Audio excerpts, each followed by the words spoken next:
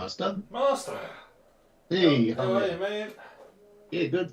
Did How you about yourself? just good? Did you just get that email from Andy? Uh, I checked about 30 seconds ago and there wasn't one there. No, I'm sure there is he now. just sent one. Links at Bodega, but I reckon we've already played there. Yeah, I'm pretty sure I'll have it. I have most courses with L. Yeah, Let's have a look. I don't think that one's a new one.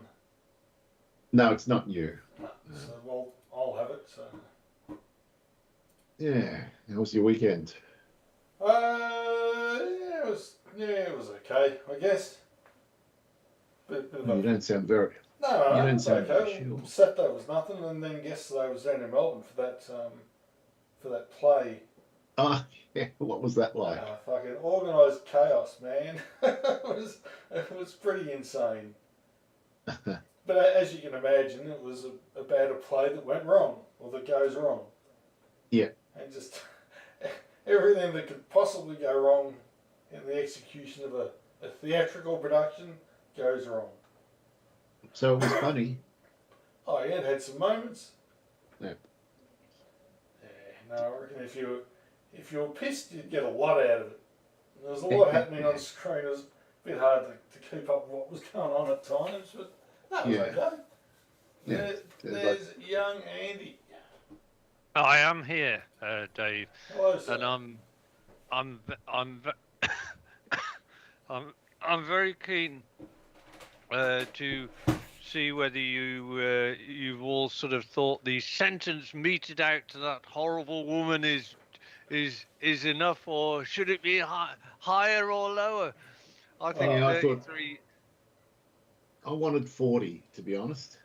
Yeah. Minimum. Yeah. Yeah, look, if she does get out, she's going to be in her mid to late 80s, but she should never get out, Mm. in my opinion. So Yeah, well, the main thing is you don't want to have to put, victims through the trauma of trying to stop their parole time after time, which they seem to do a lot. yeah, It's a well, terrible thing. the only problem is her victims will all be dead. When she gets That's out, right. yeah, Yeah. that's fine. That's good. Yeah, no, victims will like the one that survived. Yeah. He's already in his late 60s or 70s anyway, so he's close to death anyway. Yeah. So I've got some news for you, Dave. Uh-oh. Yeah, Yeah, tell I me that I'm believe in my late you 60s. might have the wrong version of this course because when I checked, it's under B, by the way, Yeah. Bodega. Andy, is this a new version? It is a new version. I had the beta, so you might also have the beta, What do you Dave. mean it's a new version? How new? Well, it's just got a different name. Now it's called, it doesn't say beta anymore. Right. So what's it called? Bodega Harbour. And I had beta too, and now I've just got Bodega Harbour. Oh, I've got Bodega Harbour. Oh, it was only me then. No beta. Yep, then we're all good. Sweet. All right. Bodega. Links at Bodega Harbour. Hmm. I have that. Okay. I think I've got zero memory of this course. Maybe I'll know it when I see it. Mhm.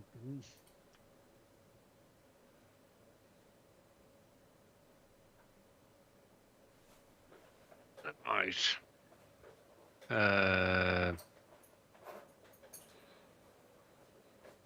Right. Sea level.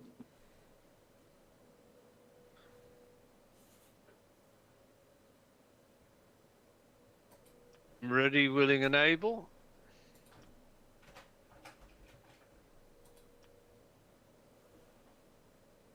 On the ball. You're always on the ball, Dave. It used to be I was always on the spike. Yeah, indeed. Not anymore. I don't know. After the other night, anything is possible. I think I was triple spiked. Well, you missed a great ripping yarn on the Friday. Yeah? Yeah. It was a battle of the ages. The lead swapped probably 3 times, maybe four. I don't know, but Wow. it seemed like it was a lot of swings and roundabouts. But Andy prevailed by one in the end. Okay. Nice tight game. That's always good. Well, that's good. We've had so many tight games this year, Yeah. but in the three-way games, we were generally quite some gap between us. Yeah, we've never had a three-way tie.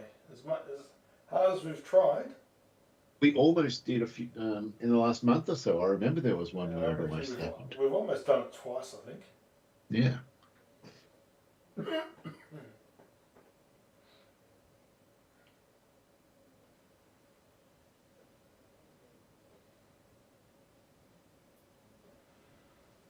Oh, Okay, all right. see what this is like. Yeah, no, we've definitely played here. Yeah, I do remember this opening hole. Yeah.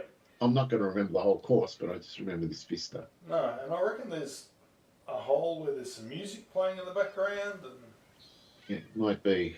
yeah. It's like they just put a golf course in the middle of Endeavour Hills, Dave. Endeavour Hills doesn't look that classy. Oh, someone's trying to drive out into the ocean. Well, Andy's really, you know, Okay, I thought, ooh, just All thinking right, outside fine. the box there for a second. don't you worry about me, Dave. Dear me, this is.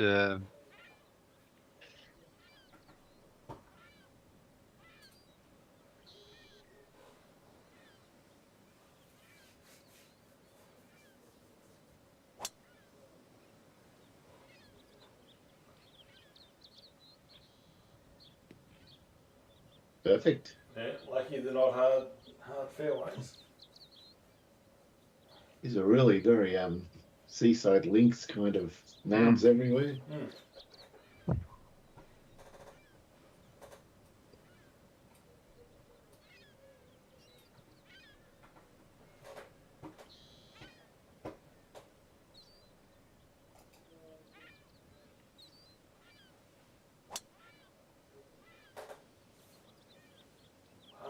Hit fairway is a good one. It is a fine one. Oh, look, you've outbrewed Andy. mm, I took a different line to Andy. Andy went left and longer and shortened It's it. all right, Dave. Sure, we'll find a spur from that. All right. yes, there's a bit of gusty wind up there. The last time we played here, we played windy.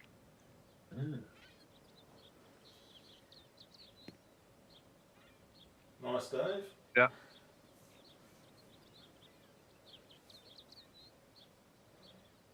Gusty will be challenging enough, I think.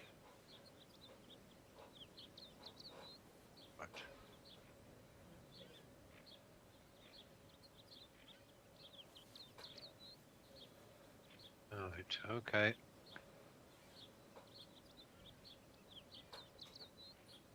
Um,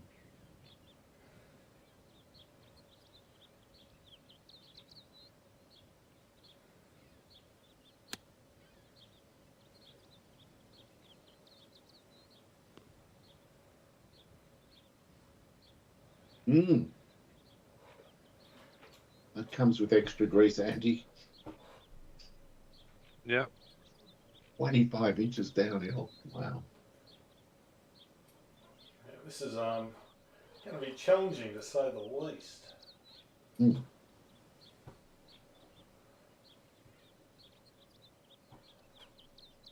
Oh man, the next club is so good. Oh shit. Oh my god.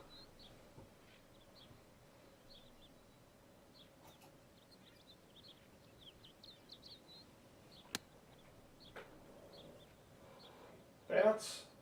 Oh, talk about lucky.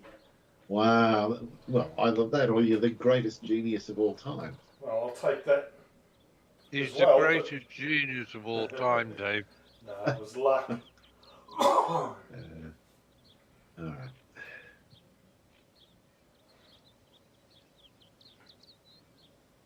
Well,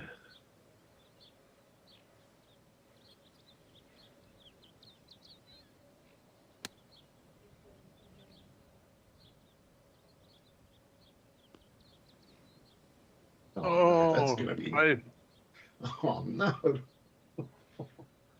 Shit! Wow. Exciting.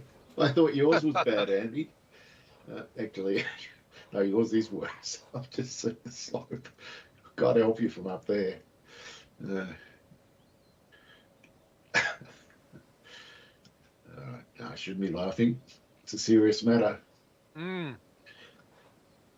All right.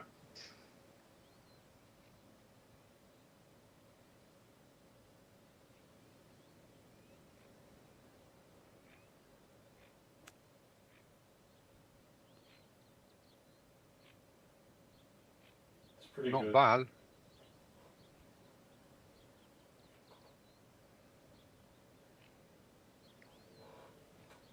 $11. Oh God, this is really gonna Yeah, wait for me. I think we know what club you're using here, Andy.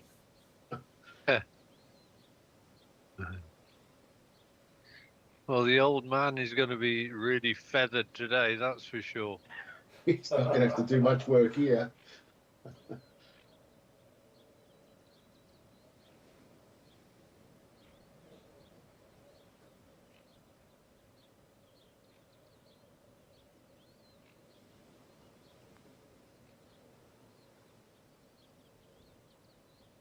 That looks pretty nice. Oh, look at this! Oh! Oh! I thought it was going straight in the middle. Yeah, so did Genius I. putt. Genius putt. What a putt! That's your putt of the month.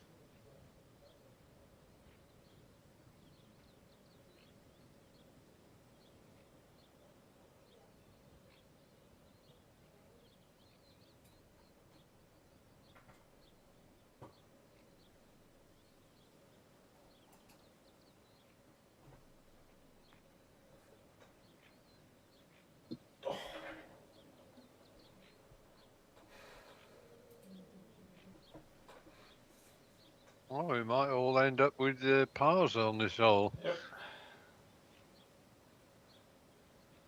Be happy with that.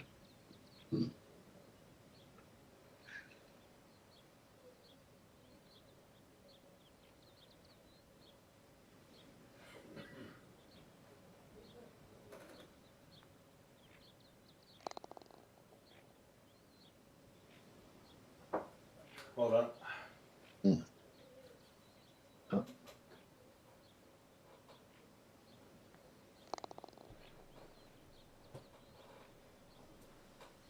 Well, that's nice to be friendly after the first hole. Hmm. Right.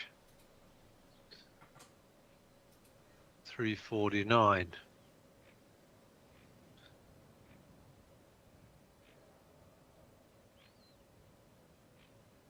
Hmm.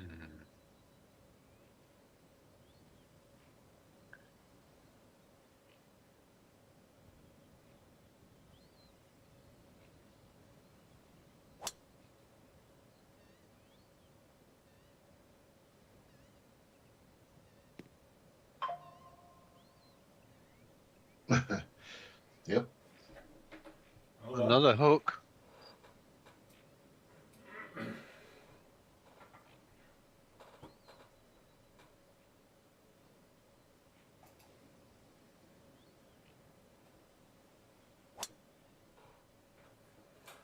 That's not going to be good. Oh, yes, it will.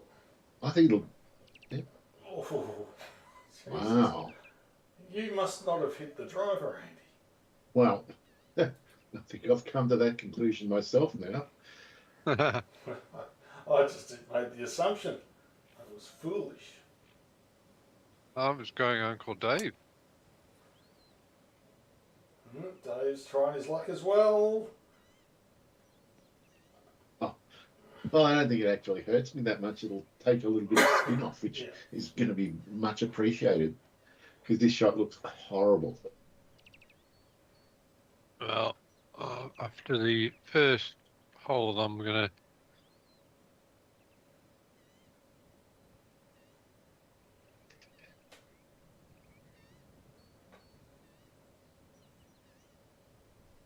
Right, let's have a look at that.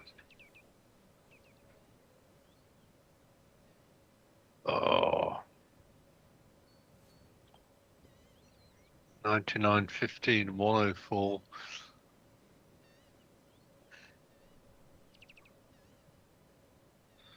Yeah. Don't really want to be above the hole.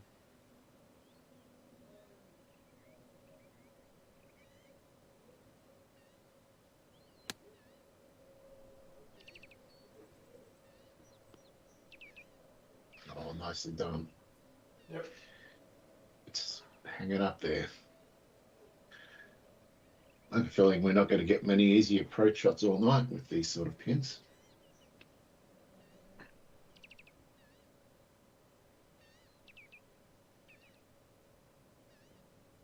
7.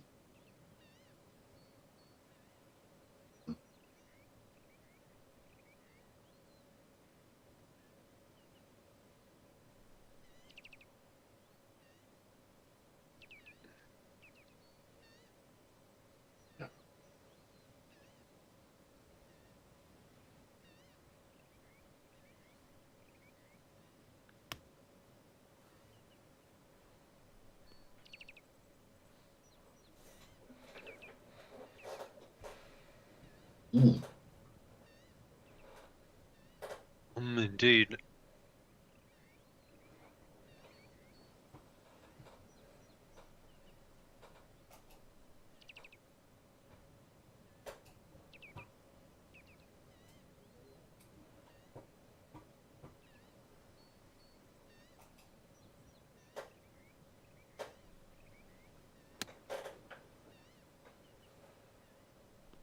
Oh. Oh, that's not great. Ooh. 16 inches downhill. Mm. There's going to be a lot of old man putts tonight, I think. Mm.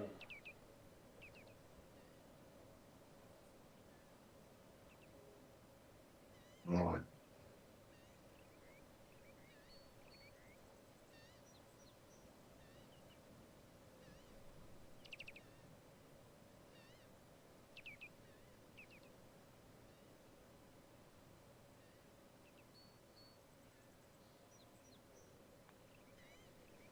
Much. Ouch. I don't like that.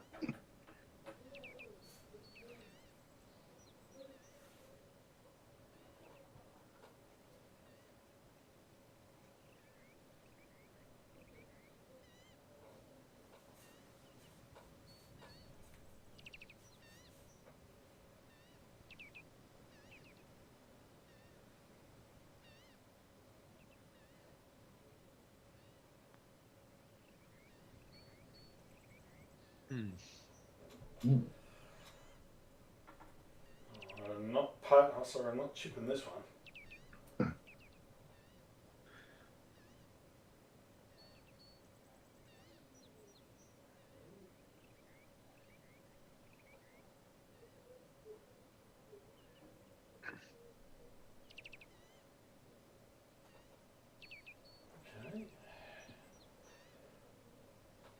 There's a lot in it.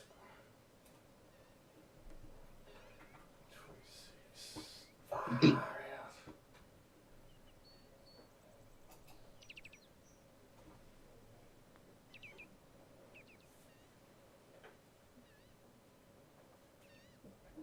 Oh, look at it go. I only just tapped that.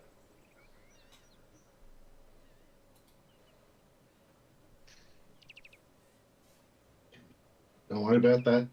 No panicking going on here. It's happening.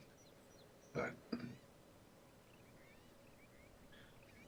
3, 3, 4.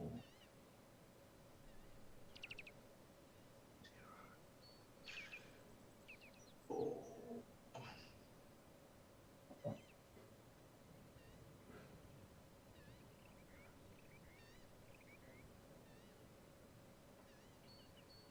Much. All right.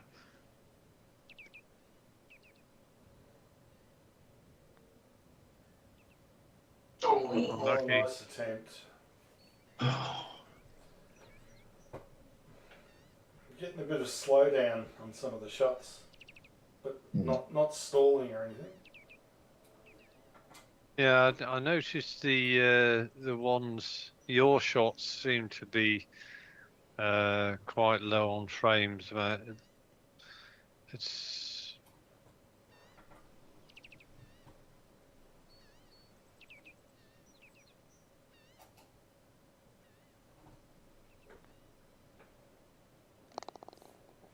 I said, on. Ta-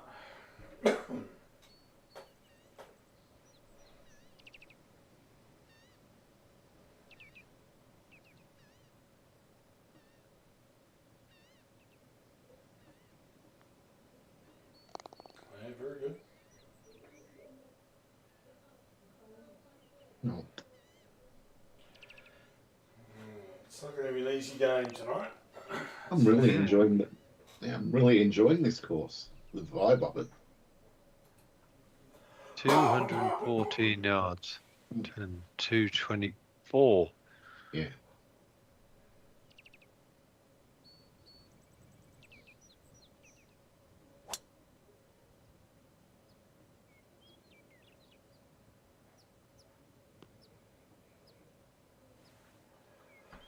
Okay.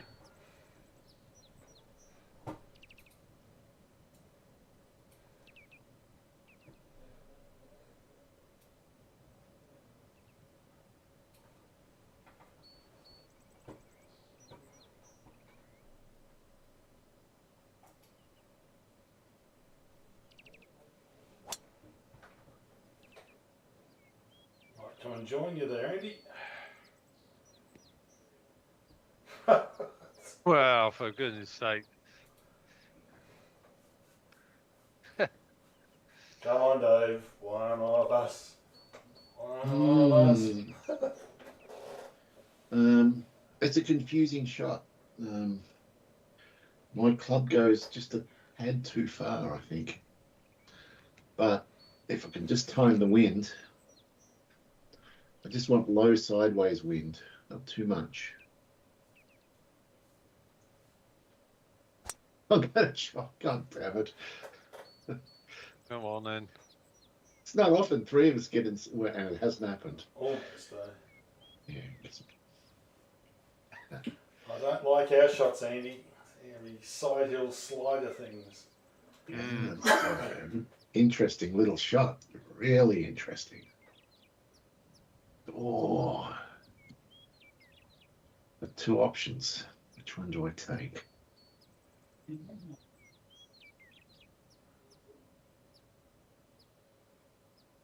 Oh, oops.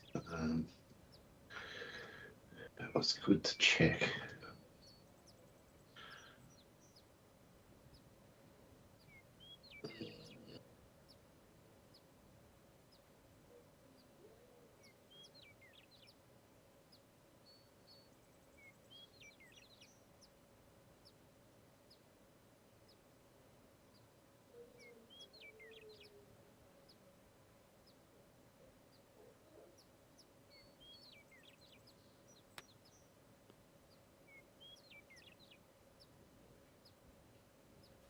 Good shot, though. Yeah, nice, Dave. Yep, nice one. Hey, Phil. Honey. Funny. I just finished making the chocolate pudding. It's in the oven. Fantastic. Is it going to be sticky inside? I think it will be. It's a self-sourcing. Oh, So- yum. Yeah. Yep. Yeah. Sounds good. All that sugar and cocoa together with water. 53. Now, are Good you able to view the current I am. game? I am. It's Dave in a bunker. Yeah. So And did I you can just automatically see- set up the streaming, Dave? Sorry? Did you automatically set up the streaming, did you? I do streaming every week now, just in case Phil connects. Well, we don't want to disappoint our fans. I No, think that's I preset that. I actually preset that, yeah. Oh yes, yeah. It might have a viral sort of viewing one week. Yeah. Also, the channel might become a tax deduction at some stage. Damn. It's I because couldn't it's have make it a loss.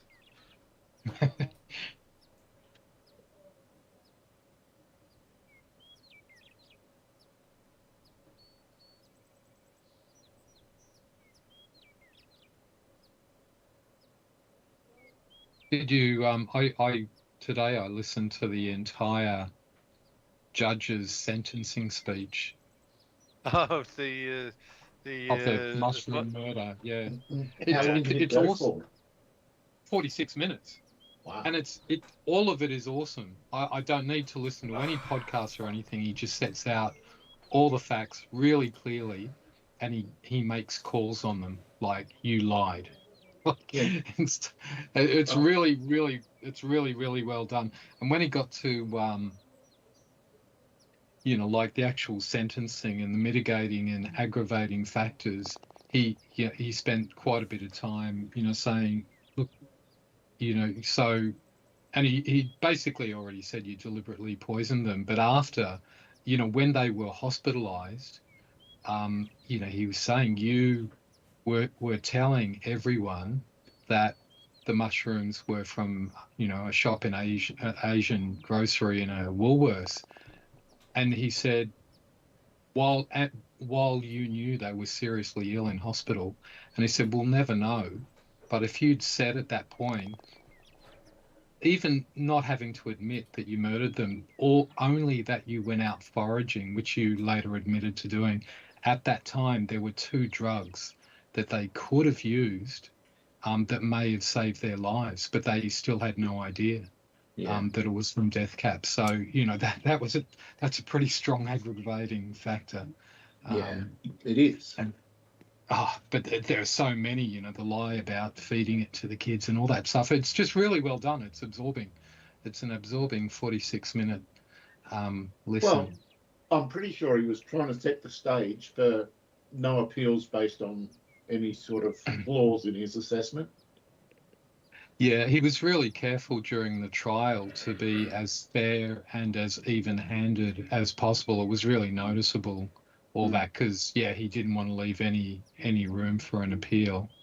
Especially as he would have known all the background facts, of course, that only came out later to the general population. So, he's thinking, I've got to get it absolutely right, because if he did something wrong and it goes to a higher court and they say, natural justice wasn't served, the judge gave the wrong instructions or directions or whatever, then exactly. it's a schmozzle. So I think he was pretty careful, and I think he was pretty good. She's got what, 28 days to appeal. I suspect she will, because what have you got to lose? She's in jail at least until she's 82, the way things are going. Yeah. Oh, so one thing I wanted to ask, Phil, Dave and I have both confirmed that we can catch a train up on the Thursday and catch a train back on the Sunday. Does that sound like that works?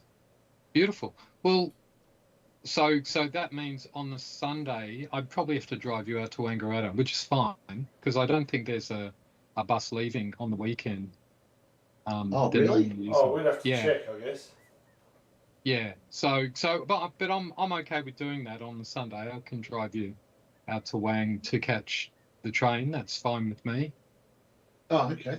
That sounds great then. Yeah, We should be able to appreciate get that. Yeah, no worries. I'll send Len another message, because he sort of said it's possible. So I'll send him another. Mention to him also that train tickets disappear fast on the train that goes to Albury, because it's so cheap now. It's often booked out and you can't get a ticket. So that's why I wanted to ask tonight. So I'll book the tickets tomorrow. It was interesting, Dave, no because I saw the Albury train yesterday and it was only half full. Oh, really? Okay. But either way, I still think it's better to book the tickets. Yeah, for sure. And then we can probably get seats next to each other or something. Of course, unless it's in! Oh! What the hell? Oh my god! What the hell? What a shot! Oh my God! Jesus! Hang on. Wow, that's Did incredible. you enjoy that, boys? No. Well, There wasn't much noise coming from you, Andy.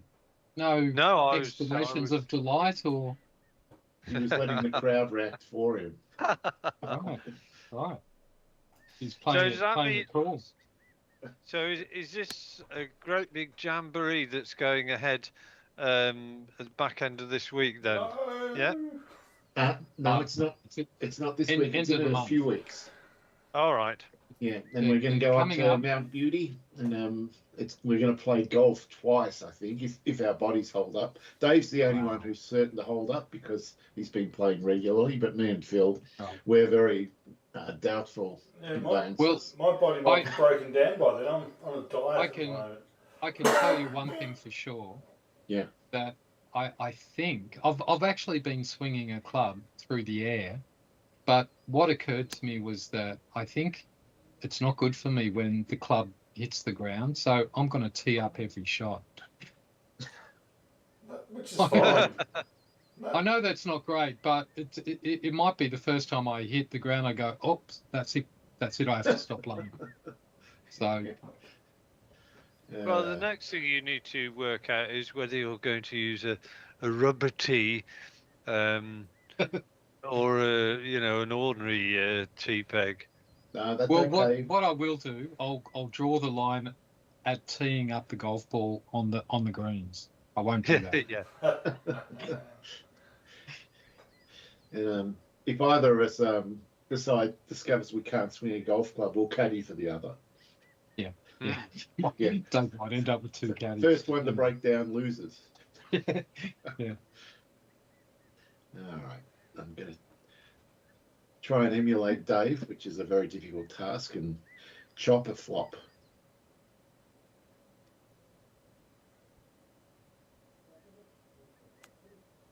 Perfect. It's in. Oh! Well, that'll do.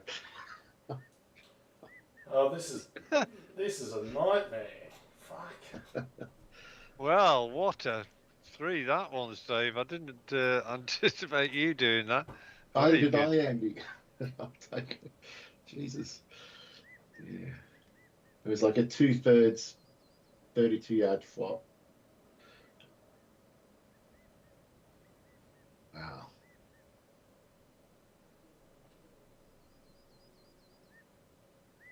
Oh my god.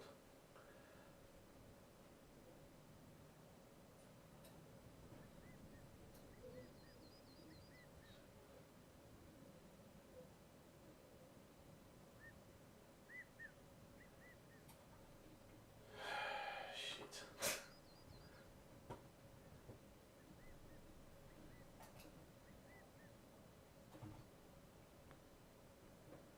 Oh no. It hasn't made it. Oh no! Mm.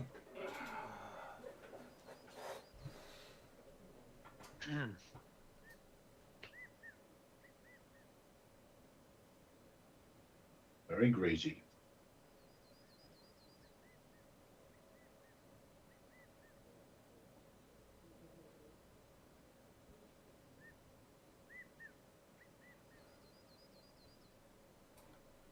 It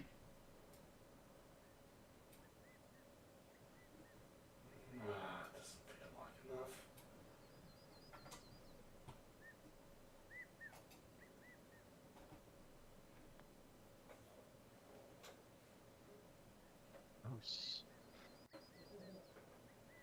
Well, that's good. It didn't fall off the green. Okay, right. Oh, this is.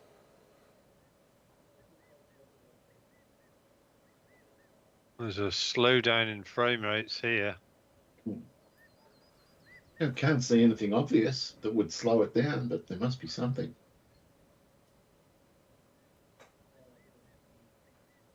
All right. Even +1. Even. Gee, it's pretty even still. I thought you would have scooted away from the pack there, Andy, with your, what was it, an eagle on the last one? Or was it an albatross? No, it was just a par on the last.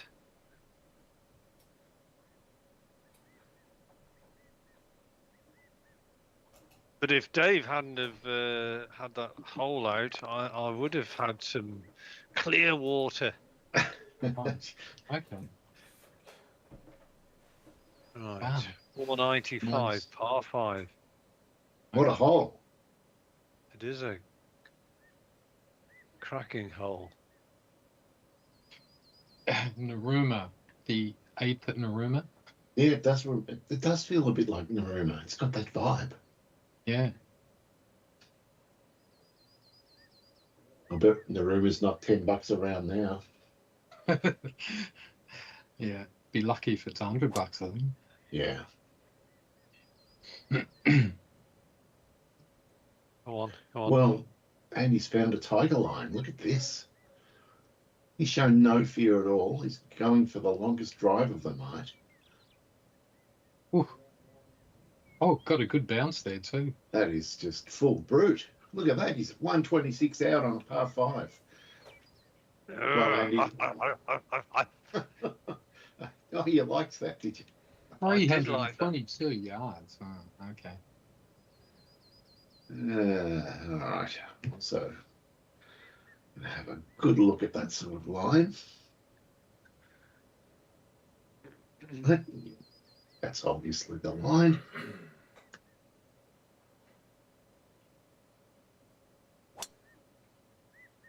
Should be close enough.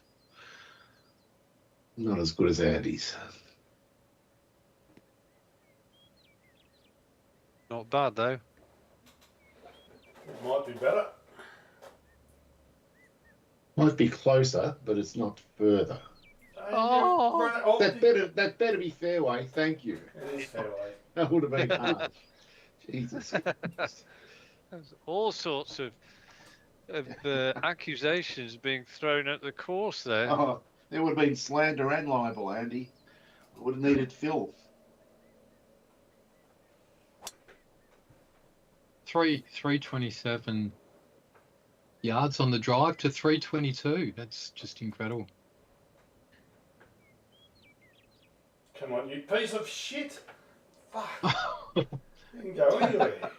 Whatever. The outrage in your voice, Dave, was fantastic. I think the ball responded to that, to the invective. It didn't take it very well either. No, it didn't. It said, "Stuff you, mate. I'm not putting up with any of this." It's a brand of ball is passive aggressive. That's not bad though. That's a very good That reply. is unbelievable. Oh my God. Jeez. Very good. That is I'd a rather tough the school. stat. Jeez. Alright. Wow. Talk about putting a fire in his belly. That's what we did. Wow. Right, let's have a look at this. It's like there's something in the water. I've just turned on 5 minutes ago and everyone's doing chip ins and just unbelievable shots left, right, and centre. Yeah, it's been a great game and it's a long way from over. Bodega Harbour. Oh, right.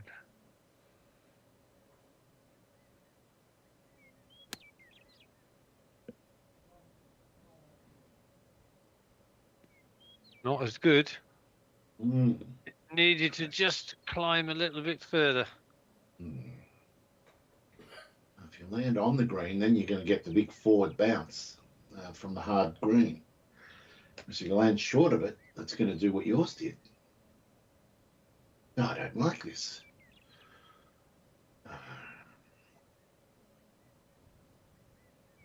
All right, I'll super hook in a 52-yard wedge.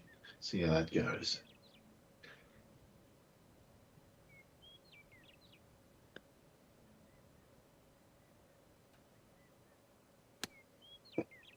It's gone.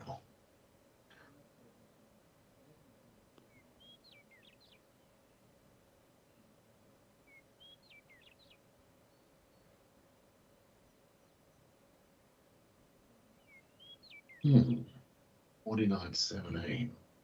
Well, that just goes to show what a fantastic shot Dave hit there to 8 feet. It was remarkable. Might have been lucky coming out of the rough.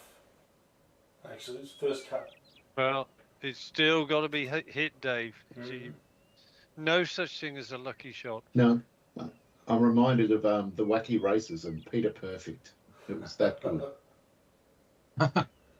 God, that's one I didn't remember from Wacky Races. I just referred to Wacky Races at work a few days ago, and no one knew what it was. Really? Yeah. They didn't. Yeah. They don't know about Peter Perfect and Penelope Pitstop. No, I was referring to the Paul Lind character with a laugh. What was the one with the laugh? It was dastardly. Yeah, That's Dastardly Dan and Snidely or whatever it was. yeah, Yeah, and he had that laugh. Well, just the incredible sort of it was great. theatrical laugh. Yeah, oh, it was an incredible show. Yeah, you had Yeah, the army dudes, you had the cavemen, you had... The gruesome and twosome. And there was always a different winner. Yeah. Yeah, I think so. There was always was a a different photo. winner, which I loved. It was a photo finish as well. And it was never Dastard Dudley. What was his name? Dick Dastardly. Was it? Dick And his dog even had a good laugh. Muttley. Muttley, was it?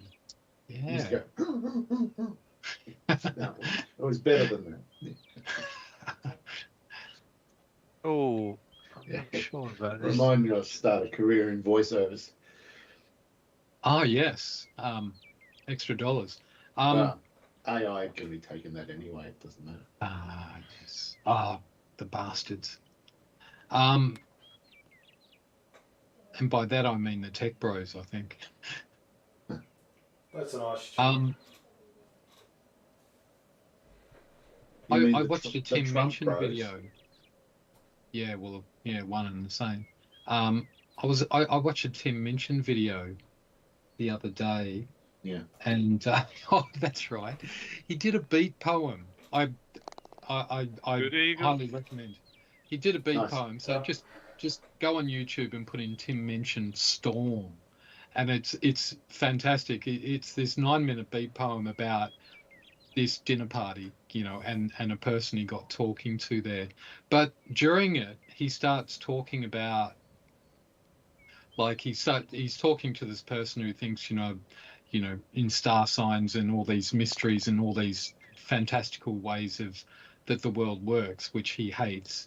Yeah. And he says, he refers to Scooby-Doo.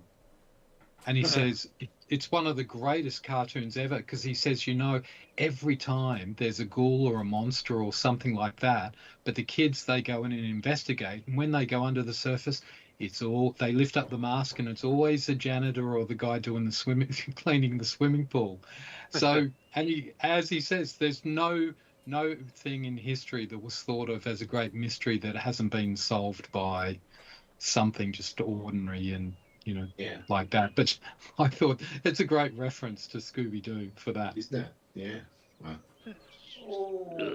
Scooby Snack. Yeah. Two great cartoons involving vehicles as well, legendary vehicles.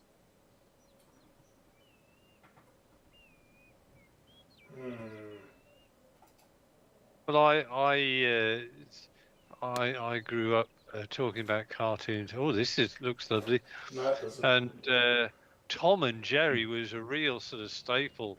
You know, and they would rerun them year after year, and they still had a freshness to them. And the older ones, the Fred Quimby directed ones, were generally better than the Hanna-Barbera ones, which, you know, the colour palette wasn't quite as good and so on. Yeah. But of course now, I mean, it's just been emasculated, and I don't think they even make them anymore because it's too violent, and it portrays the mother as a, you know, traditional black sort of slave type of character. No. Yeah, it's all non-PC. But I guess the real death of Tom and Jerry was when the Simpsons did it in their show as Itchy and Scratchy on TV, and it was super violent on that. And Marge was, was always saying, oh, I don't like this. It's a bit violent, it seems, but always letting the kids watch it, and they just thought it was hilarious when the cat would always walk off, as a skeleton on fire or something like that. Or literally being put through a mincer or something. yeah. Oh. Yeah. So how did this trick you both that you both finished a good club short of the green? There must be something that's worked. I'm going to work it out and then add a club. That's my theory. Right, 150 minus 43. It's 135. So you guys have hit the 134. That's what you've done. You never know, Dave. This might Yeah, be I do part know. of They've hit the 134. cunning plan 146. to underclub deliberately by one club so that you'll go headlong into danger without without a second thought. I think they were both plotting against me, Andy. This will be the answer. Right. You're not paranoid if the bastards are really out to get you. Correct. Well, the only thing is, I did hit the 9 iron. I'm not sure what Dave hit. I hit the 134. Okay. Well, that's a fun part. It is a fun There's part. no fun in that at all, Dave. I'll swap you, Dave. I'll give you $2 and swap spots. No, it's okay. 59, hey? 59.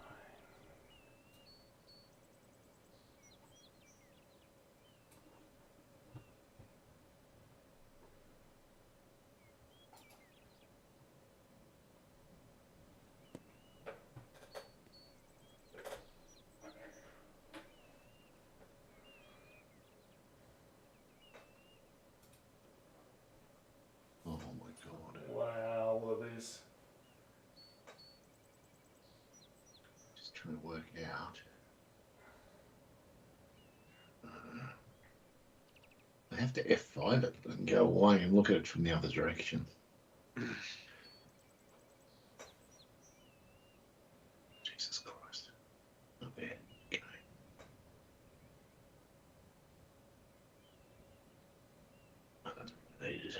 Okay, now it makes sense. Okay. All right. Yeah, I would have read that back to front if I hadn't done an F5.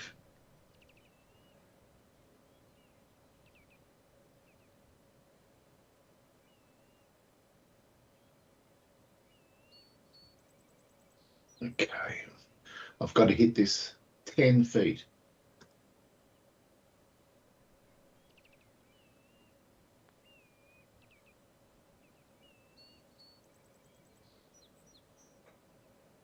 Looking pretty good. Very nice. Yeah, nice effort. That. Well,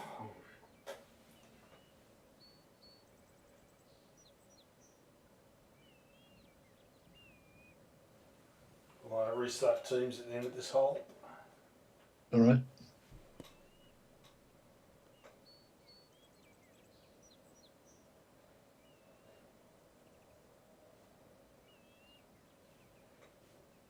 I don't like this.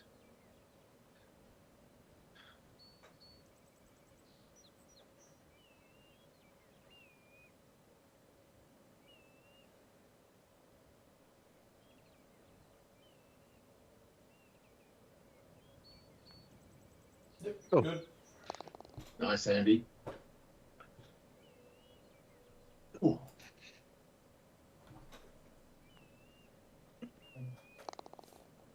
Oh, I think we're all going to get away with it again. Right. We did. 3 pars. All right. Oh, another win. All right, teams. Yep. Kill teams. Okay.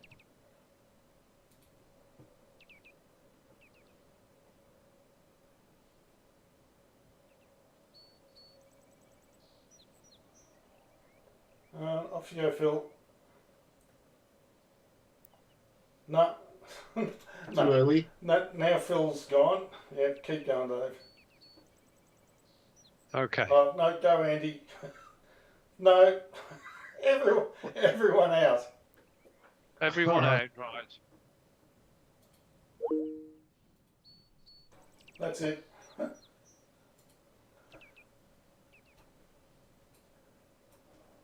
That was Yeah, the like pro- clockwork. Yeah, The no, problem- perfect. Yeah, the problem is that the connection goes away and then it comes back and you think, oh, now I can join because it just come back. Yeah.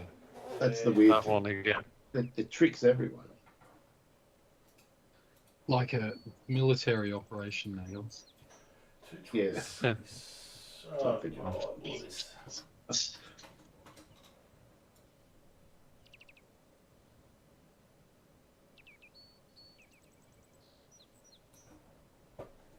This is a surprisingly tricky course, this. Mm. Yeah, it's very pleasant to look at, but false sense of security, maybe. It's interesting. Yeah, it's semi wolf in sheep's clothing, but it kind of does look a bit wolfy anyway. I mean, there's a lot of elevation changes and little bumps and hollows everywhere, and the greens are all hard. It looks like a real course, actually. You could imagine this down at Cape Schanck or Sorrento Yeah. or somewhere like Yeah. that, somewhere peninsula. Well, it looks American because of the proximity of all these houses. Oh, this could end up great. Dave could be a genius. It'll be 30 foot short, but maybe 20 foot. Jeez, it's getting better. Pretty damn good. 23 feet. 206 carry. 206 carry. 14. All right. Hmm. I'm going to check on the chocolate pudding. 14, yeah. 212.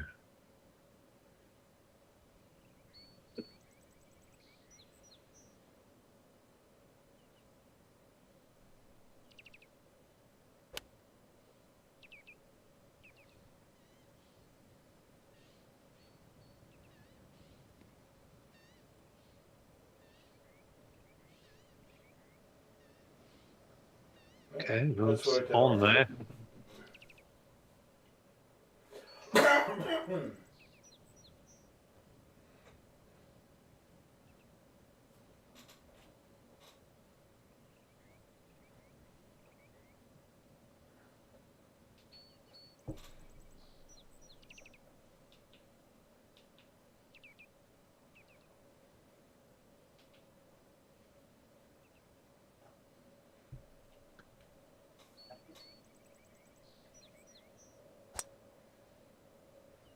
Super hook.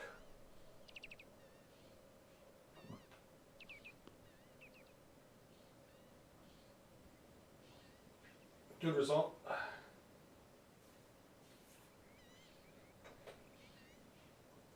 It might be a flat putt if I'm lucky.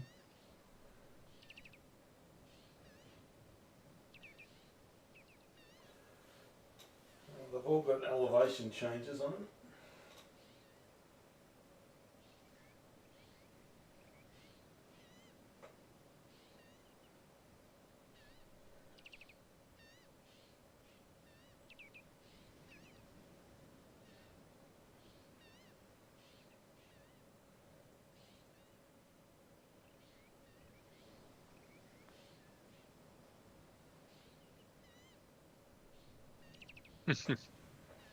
Another beautiful putt. Very nice.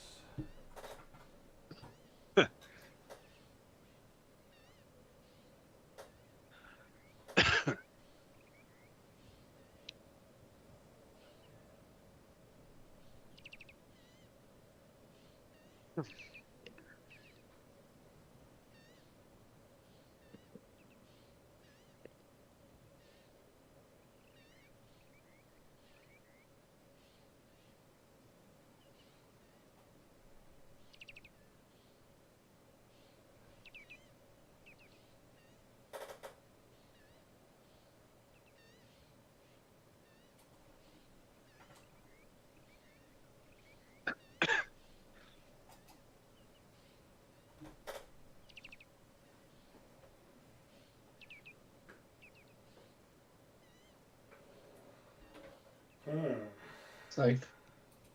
Safe, but not particularly well read.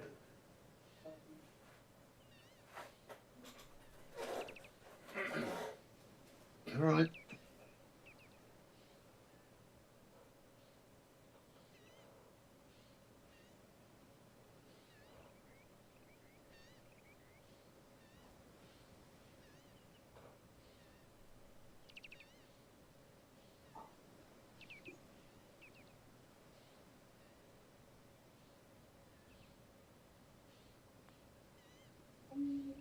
Oh, good effort. I saw left to right at the very end. Well, can't complain with par on a par 3 like this.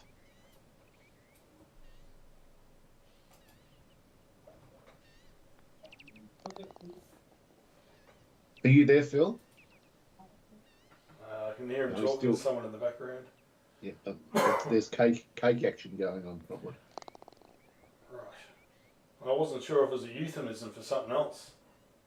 Unless he's checking on the pudding. Well, who knows what happens in Mount Beauty stays in Mount Beauty, Dave. Yes, maybe.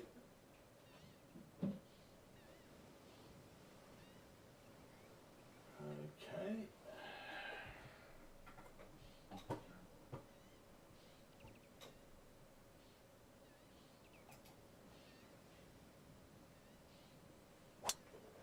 No.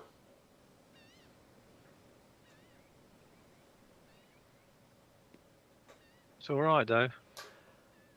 Yeah. What an amazing approach shot. What a great par 5. This would if it was a real course, it would be. Yeah, I think it. has vibes of a real course, doesn't it? It does. It feels like there's some beach suburb where they're, adding houses and golf courses left, right, and centre. Like Sorrento or somewhere. They remind me of the sort of houses they were building at Cape Shank. They look like those houses, don't they? There's something about golf course houses, next to links courses near the sea. They're Yeah. all the same.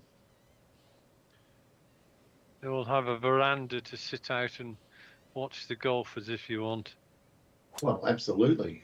I'd be doing that.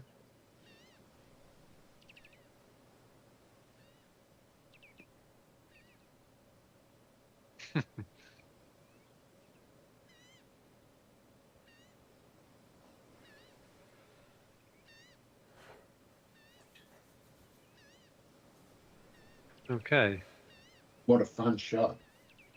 it is a fun shot. Oh dear me. I don't know if there's any fun in this one.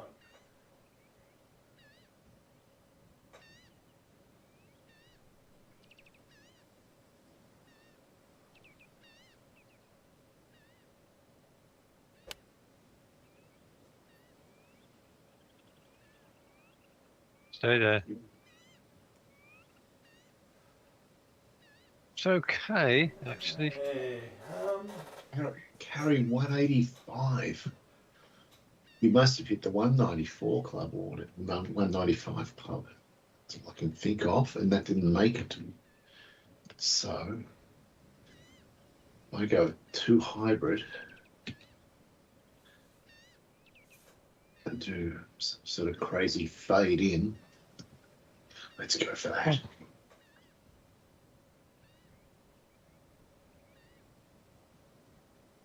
Oh, it's not fading in much. Not going to make it either. Wow, the 2 hybrid didn't. Now I'm really wondering what you hit.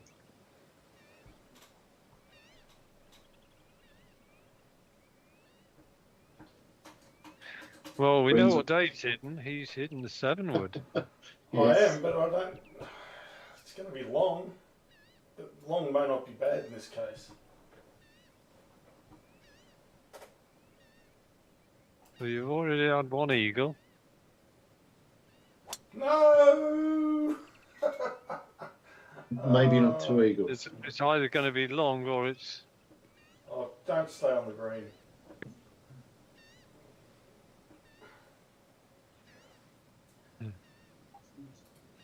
thank goodness.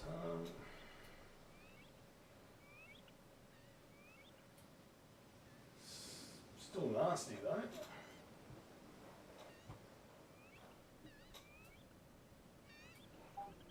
It is testing. Okay, 75.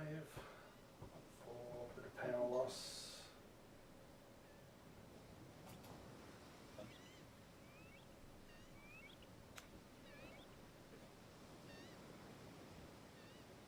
Right shot. Keep running.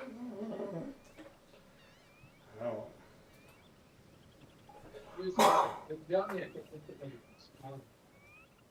It's human, it's so good. That was it. He was in the inventory days.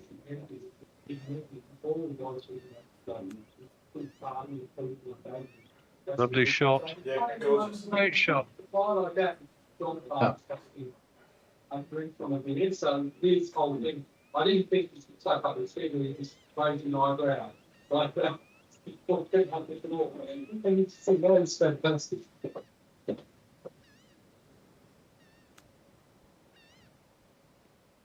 Wow. Also It's very great nice. Great show on TV at the moment about John Clark. About who? John Clark, can you remember? Oh, Yes. yeah, I love John Clark. He was a Yeah, great kid. Oh, and I got captured for 5 minutes, just couldn't get away. But yeah, they're hilarious. He was so great. My favourite is there were a couple of comedians who were saying, oh, he came up to us and we were just young comedians, and he looked at the script and he goes, oh, this is terrific. This is terrific. I mean, you could change one or two things, but this is terrific. You guys know exactly what you're doing. And they were just saying, oh, it was so great to hear that from him. But that's exactly, yeah. But then they did this thing, both of them. They lifted up a glass of beer and raised their eyebrows. And I knew exactly the reference because he was in one of the Basil McKenzie movies. And in one of the Basil McKenzie movies, Basil McKenzie is leaving a big party somewhere in London. And he's saying, hey, goodbye, goodbye, like that to everyone, big crowd of people. And everyone's going, hey, goodbye, like that. And John Clark is, right at that time, is just taking a drink from his glass of beer. And while everyone else is sort of waving and shouting out, all he does is, as he's drinking the beer, is raises an eyebrow. It's just perfect. Oh my word. Wow, Andy, that one tried to flee the scene as well. Yeah. Oof, yes, just saw it myself. All right, we've got a game.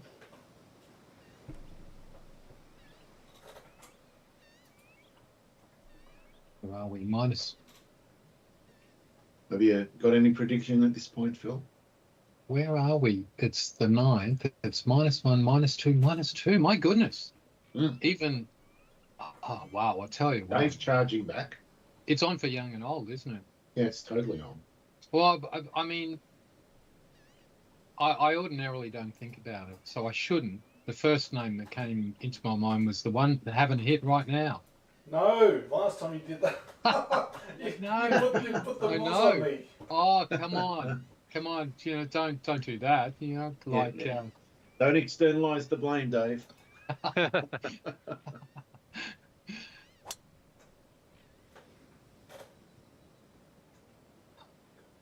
Wow. But if you don't win now, Dave, I'm gonna have to retire myself from the predictions Yes. because I'm feeling the pressure of it now. That's not good at all. I didn't want to be You're turning jinxing into things. Lou Richards. Oh, yeah. Oh well. I'll be careful. of death. I'll invent nicknames for all of you. Right. Well, you did quite well getting it all the way down there, Mm. Dave.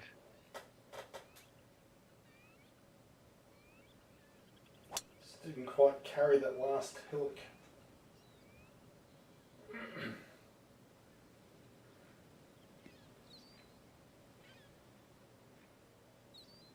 Very similar. Just give it for all aims, Dave. Arr. Stop. You don't catch I almost, chickens. I almost arrowed too early. Hmm.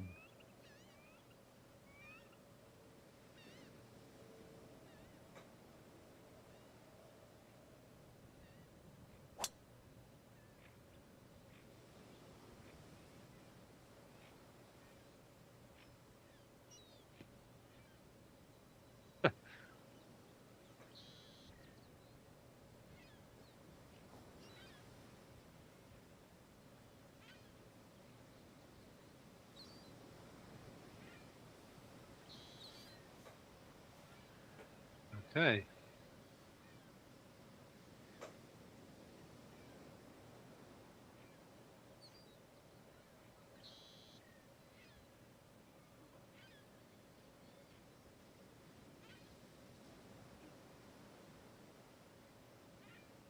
Hmm.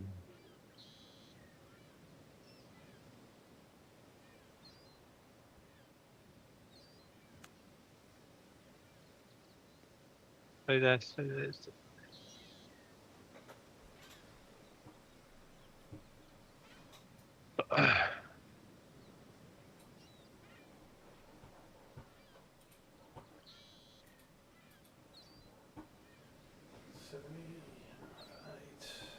Into the wind.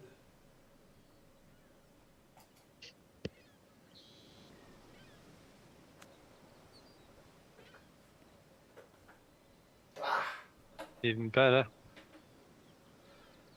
You give me a free read there, Andy. You certainly will be the recipient of the free read.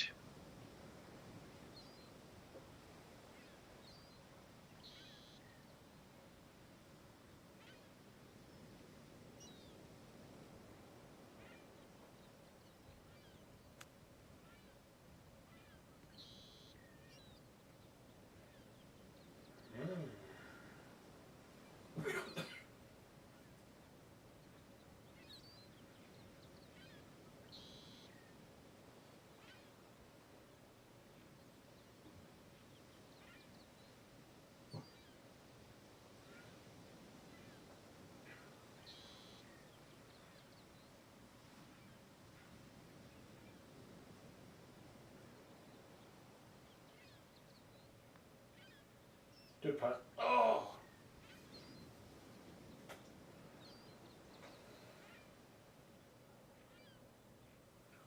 Okay. Oh.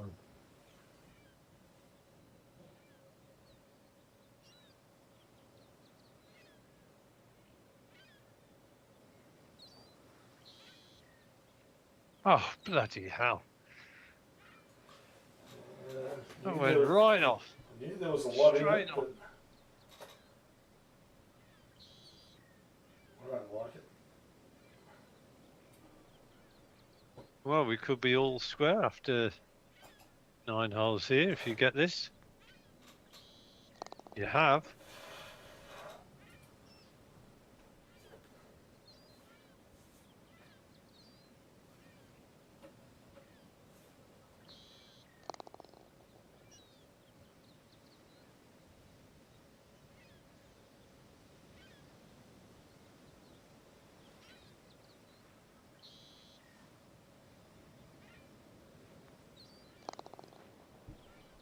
All 2 under. Yep. Okay. So we finally got to dead level as we got onto the back nine. And we've set it up.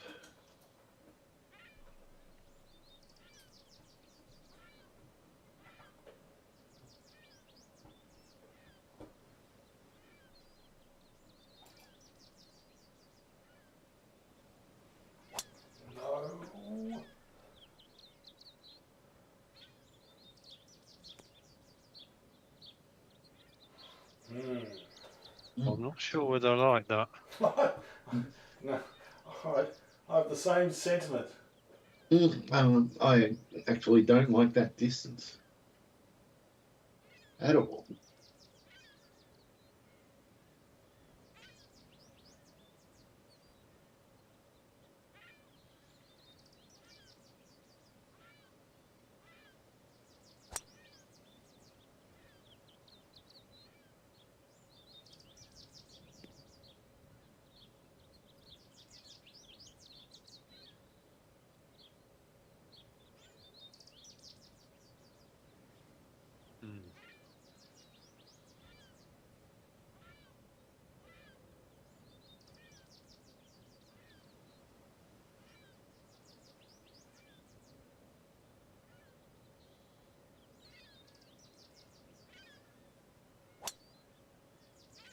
Oh no, I just hooked it again. Oh, it's not bad there though. Right? Good line in. Well, I've got a tongue of rough in between the sort of two bits of the bunker coming in on that line. You're going for the tongue shot, are you? I am going for that, and I'm gonna. Go on, say it. Say what you're gonna do. I'm gonna shut the hell up, Andy. That's what I'm gonna do.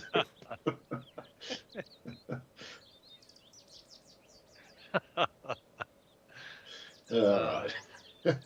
Here we go. Shutting the hell up.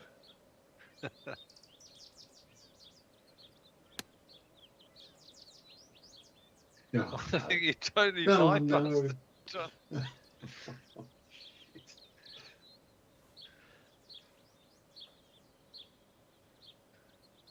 Okay. All right. 592. Oh, Tony. Yeah. Did you see many of the football games on the weekend? I did. So I have a conclusion. Okay. We think Collingwood are better Yeah. than Geelong in these finals, and if they meet them, they will beat them. Yeah, look, I thought Collingwood were a massive chance right from the start of the year, even when they were 5th or 6th in line. Just because they did what Richmond did back in the day, when we would win a premiership, and then we wouldn't even make the finals the next year, and then we'd win the year after that. It's because they all went off and had a party and just didn't have a proper pre-season. I've got that feeling about Collingwood as well. They won 2 years ago. They were the best team. They didn't have their mind totally on the job last year, and now this year they go right. Done in there. Yeah, and what I remember about that year they won was their tackling, how fierce it was, and I saw that same fierceness on the weekend. Well, I tell you what, it'd be a good granny though if it was both, because Geelong, they're just consistently really good. Yeah, plus everyone hates Geelong, so it would be great to see Collingwood beat them. Yeah, I mean that's the thing. I used to hate Collingwood far more than I hated Geelong, but I pretty much don't like Geelong anymore. One of the reasons I don't like Geelong is because they've got too many people in at AFL House who stuff up the game, because they're Exactly. all those Geelong people. They're responsible for having that standing man on the mark thing, Which because is the worst they thing didn't ever. like Richmond. They didn't like Richmond doing that and putting all that pressure. So they said, we want a pretty game, so let's turn the man on the mark into a non-playing statue, and so everyone can go at 45 degrees, 15 metres. So now we've got this almost soccer-like passing across the back line where nothing's going on, because it used to be risk and reward. If the guy could move around the mark, as long as he didn't go forward, it'd be, do I risk this 15-metre kick that might get smothered? Yeah. But now they go, well, I can do it just easy, because they're not allowed to move a single muscle. They've got to be virtual statues. It's like the other team's got 17 men for a few seconds. It's not just that, though. It's the fact that the umpire yells, "Stand!" I mean, if you wanted to put me in hell for eternity, just put me in a room and have an umpire yell "stand" all day. It's just It'd be the worst torture all ever. of that I hate. But it's had those two effects. You've got some guy who's not even allowed to compete, and you get people running a goal and they run sideways. They virtually kick the ball next to the guy.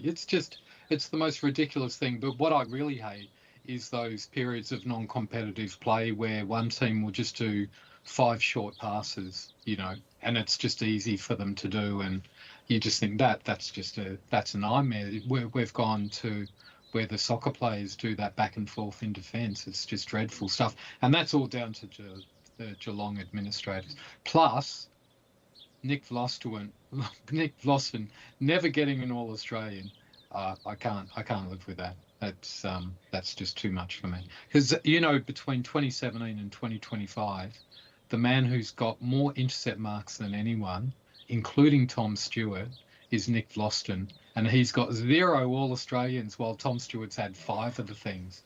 So I'm not. It's like the Formula One and McLaren and dickhead Yeah. Norris. Yeah, yeah. Well, the thing about Norris is that he's a pay driver.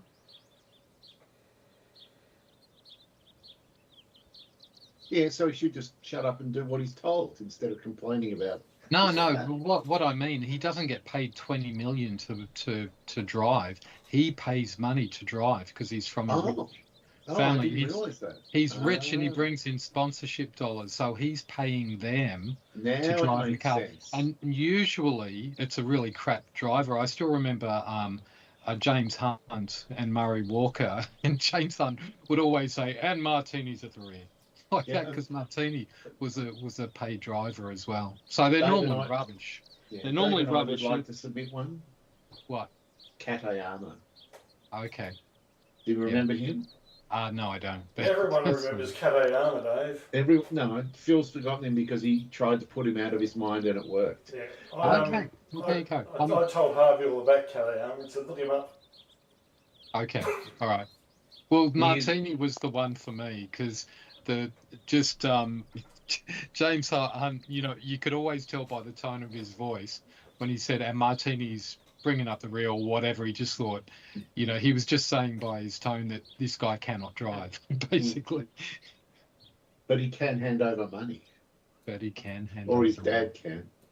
Yeah. Yeah, look, that whole formula that sucks because they said they made Piastri swap positions with Lando because they're saying, "Oh, it was nothing that Lando did wrong, so it's only fair to swap." Well, how about what was it, a month ago at the Hungarian Grand Prix, where Piastri drove to the front with his skill and he's going away with a race, and everyone's on a standard two-stop strategy, and so Norris, who's in third, says, "Yeah, all right, put me on a one-stop strategy." And unexpectedly, it paid off. Well, that wasn't Piastri's fault. It wasn't through the driving.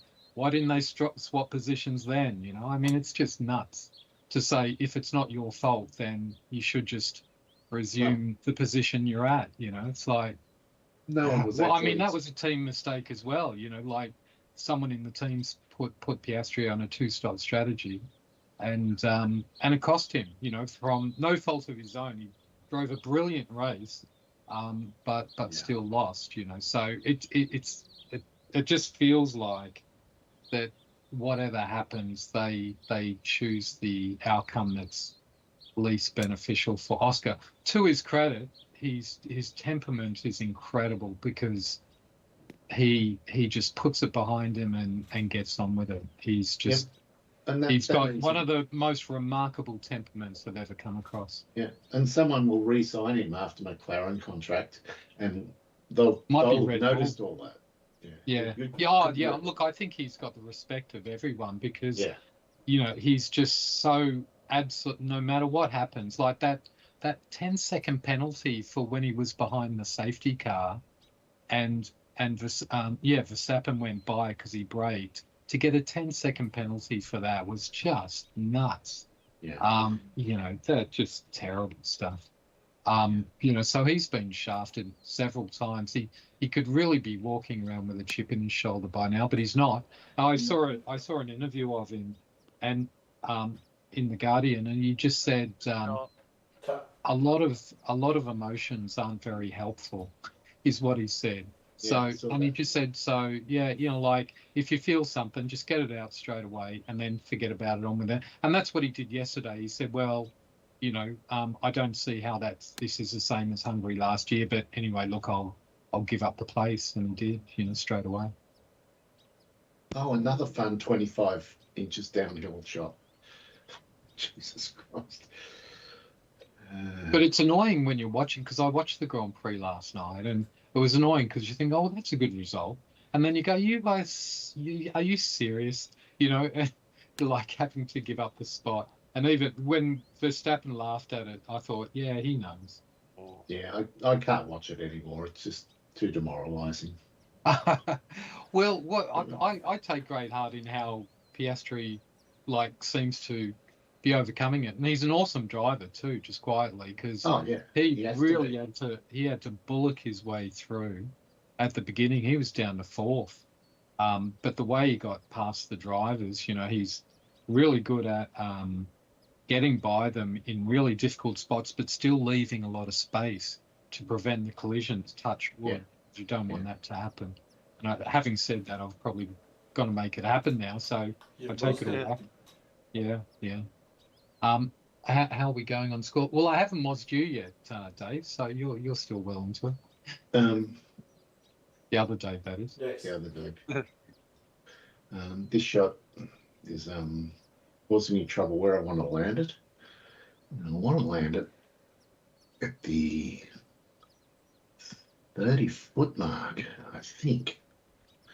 So I'm going to try.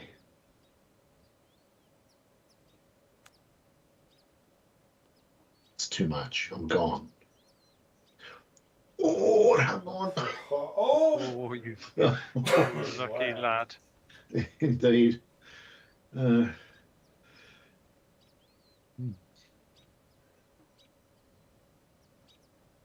Yeah. I do like the Italian quiz. Oh, went in on the floor, not on the bounce. Oh, All this- Impressive. Guys, wow. you've got to remember to not react for 5 seconds until I see. Yeah, but that What way the you hell? know, look at the screen and watch what happens. Yeah. Well, funny enough, I was just thinking of something that I saw yesterday, which I hadn't seen before, and it was 2 shots from the ladies' British Open on a par 3, where the first one of the players puts it to 2 inches away from the hole. Yeah. And I think I saw this. and then the In off. one of the other it got a deflection. It off was the the ball. It was billiards. 2 inches away and went into the hole for a hole in one. It was a Fantastic. classic. It was a classic billiards in off, wasn't it? It was fantastic. Yeah, I've never seen that before in my life. Probably never will again. No, well, yeah, it's the first I've ever seen. But I thought in the past that there was a rule about a penalty if you hit someone else's ball, but obviously not. No, No, there's no not when penalty. you play that. The person whose ball you hit, they replace their ball wherever, Okay. Yeah. as close as So, they yeah. can. But wherever well, your how ball would it goes, have that's been just- if it was a full billiard shot and hit the other person's ball in? Then they'd have to take it out of the hole and put it back on the green, would they? Yeah, Correct. yeah. That is Oh, correct. nasty. Yeah. Yeah. They assume whatever you do when you hit someone else's ball and going off that it was deliberate. Ah, yeah. Well, if you were Jed Clampett, maybe He was a good shot. he was.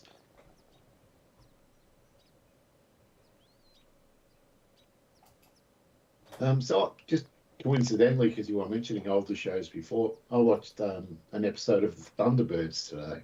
I did it. Yeah, and I had a problem with the physics.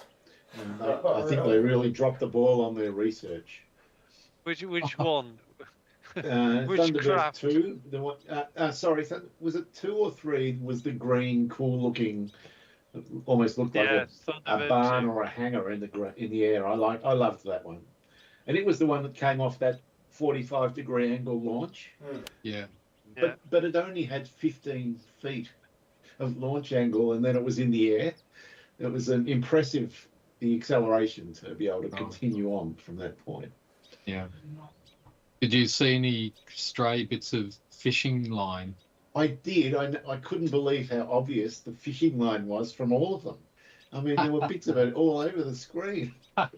Maybe because it's in 1080p now, it's worse than it used to Oh, yeah, exactly. Yeah. They relied on the fuzziness, didn't be. Mm, they? Yeah. I actually think that's correct, Phil. Yeah. Yeah. Yeah. Oh, there's so Well, I was going to say, I could never quite understand what the point of Thunderbird 1 was. I mean, it was going in at max sort of 5 or 6, and it would, they'd ask him whether he needs a runway. No need for that, I've got a vertical sort of.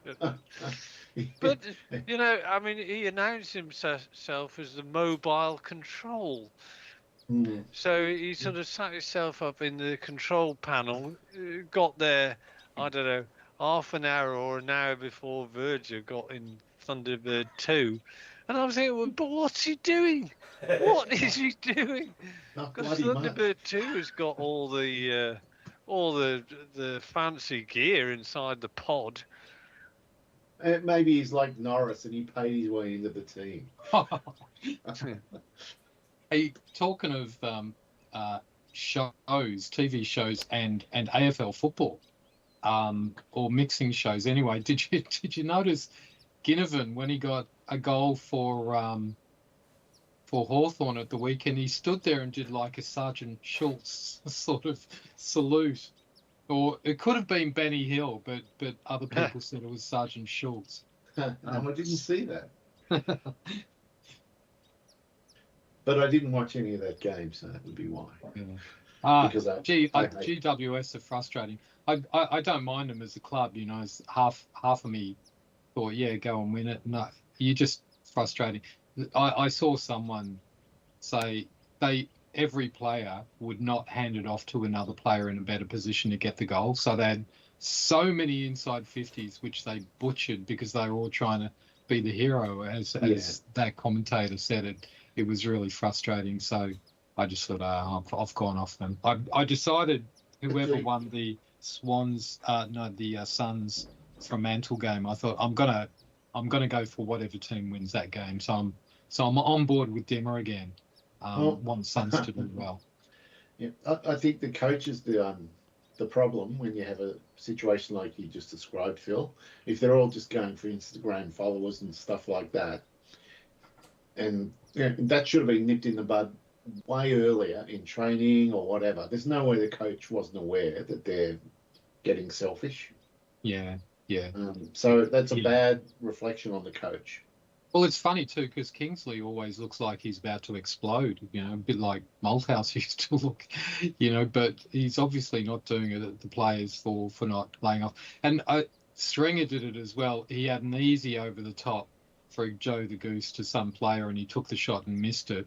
And then about, next quarter or in the third when they came back, he actually handballed it off, and they're all pointing to him like he's the biggest hero ever. And I thought, yeah, you're all making a big deal of the fact that he did exactly what he should have done. And it's a big deal because no one else is doing it. Is that like if you're a wife beater and you don't hit her one day, you get clapped on the back at work? I'm just it's just a metaphor I can't go anywhere near, Dave. I think it's a very similar metaphor. I just I can't. It does not compute. I'm sorry. My mind's just turned to jelly. Yeah, welcome to the.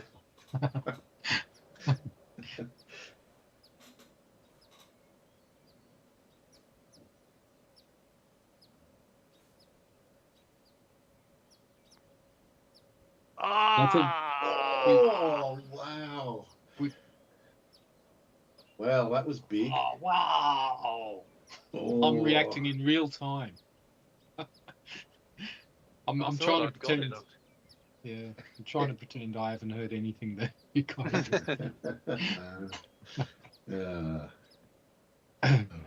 Oh God. So with your last crack, Dave, you might have lost the female following on this Balls of Steel. It's possible. There's filthy movement around this hole. Yeah. And the word has got around. Oh man, and I'm not sure about this one because mine did some weird movement. Fuck. Oh. Close enough, I think. You say that. Hit it hard, take the break out of it. I was just waiting for it to bump over the top.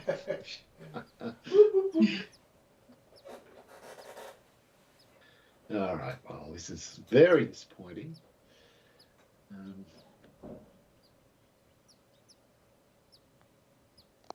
What's that all done? Been good for me, I don't think. I love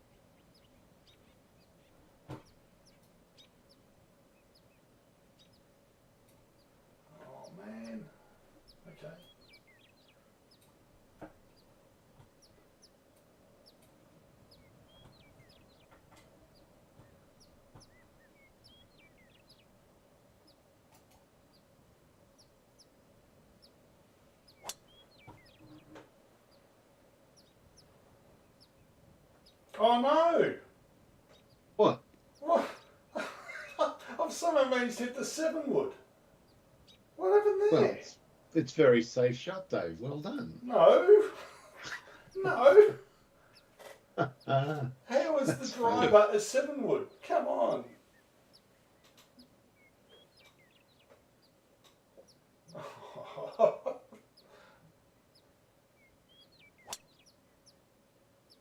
That's the kind of wasn't- shot you should have hit. yeah, Correct. that wasn't a 7 wood. I don't. Because I reckon I swapped down to the 3 wood, and then I must have thought I've gone back up to the driver. Wow. And I didn't. And he's 50 metres closer to the Yeah. pin. I Well, think that's going to have a bit of an effect on your game stat. Yes. I would have been better off hitting it into a bunker or something.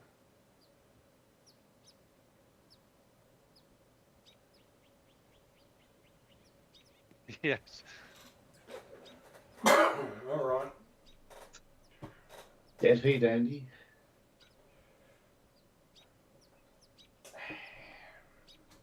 What a shame.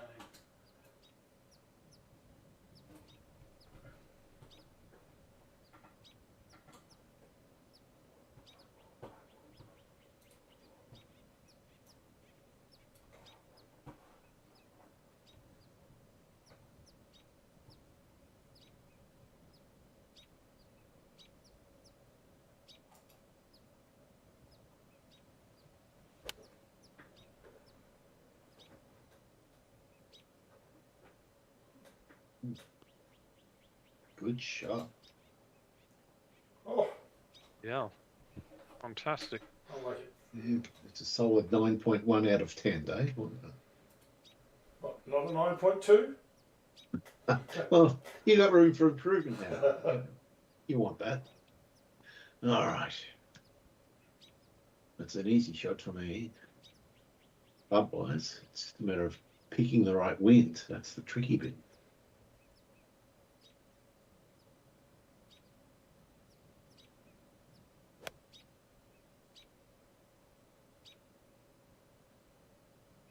It went to 4. If it hadn't, and then it stayed there. Oh, I just didn't expect 4. Okay. 1, 4, 5.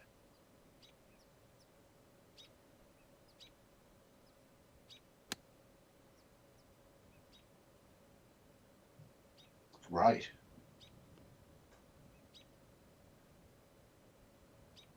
Yep. Very nice. All right. Dead lucky that stopped, really.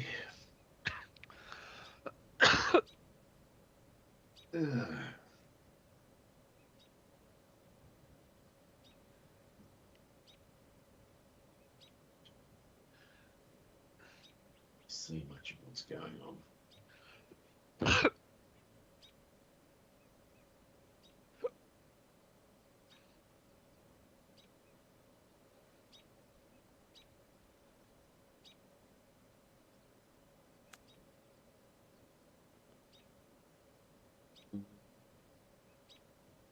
Ah.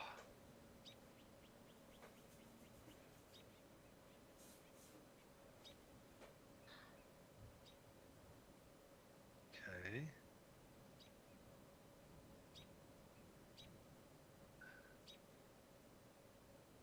Oh, you bloody sod.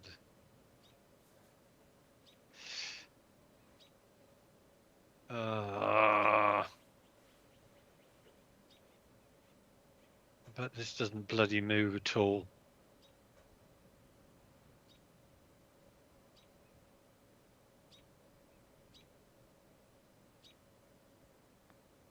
Again, there's more movement to the right at the start. Bloody hell.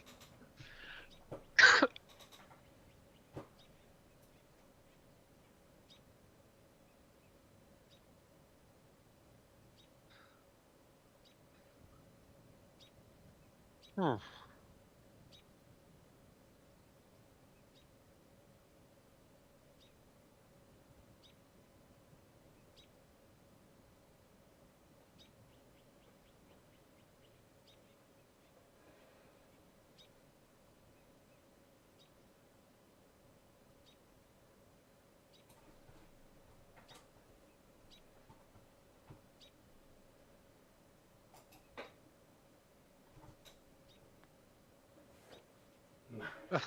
Didn't that break so hard, so fast?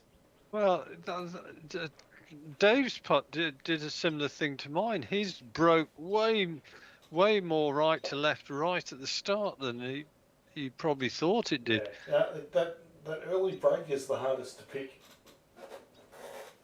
It Yeah. is.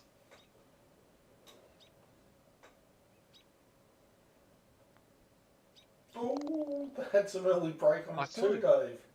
Yeah. I did not see that. No, you Almost really, caused you me rarely trouble. do. Yeah.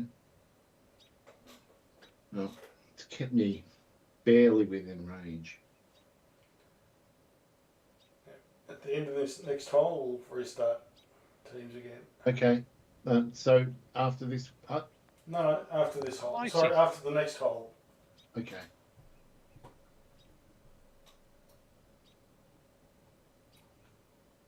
Nearly missed that one and all.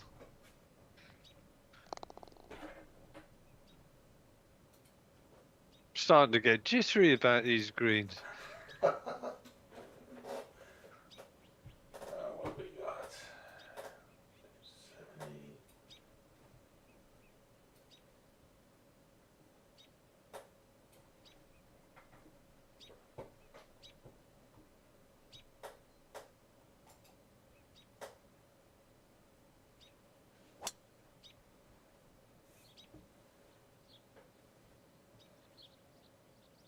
Yes, office.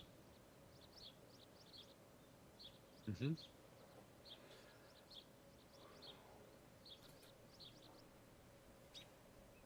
What were the pin positions tonight? Medium or difficult? I think they're medium. Oh, They are medium. Let's not pick difficult. no. So what happened just then? Did everyone jump out of teams or something? Because I lost the teams conversation for a second. Sorry, Dave, I didn't quite catch that. I was mid-swing. Okay, sorry, I wasn't sure if people jumped out of teams early or not. 'Cause I didn't jump out. No, I got that weird disconnection sort of sound, and everything went silent. Hmm. But that's fine. No, we'll do it at the end of this hole.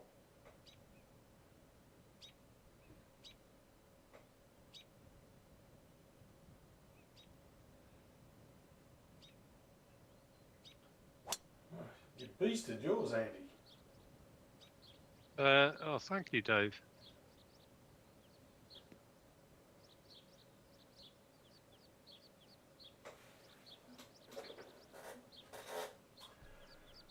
Okay. 163.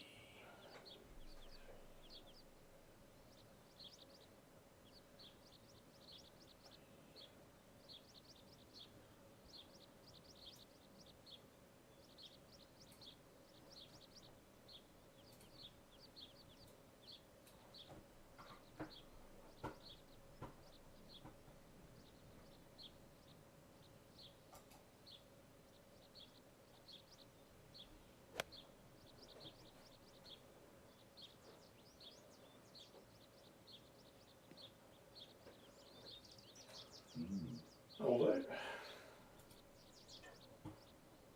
Oof. 52, 46.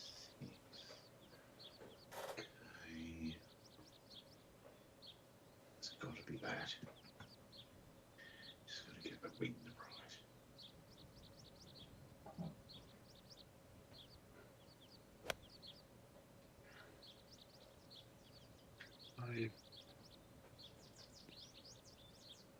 It's a little on the shy side, but anything that hits the green might. Bound. Yeah. That's the danger.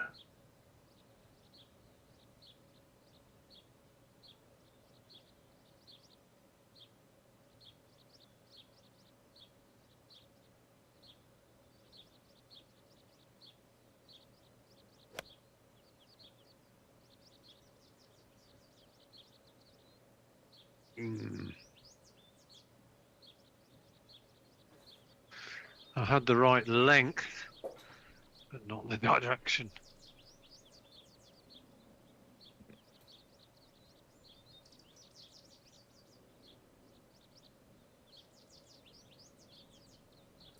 Yeah, I'm not patting this one. It's asking for trouble. That's a fair bit of fairway. Yes, too much for my liking. 38 up 4. Okay. No more.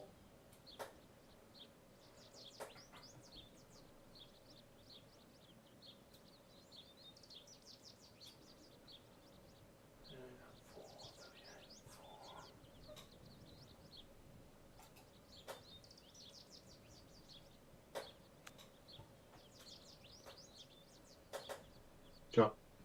Cut. Good effort.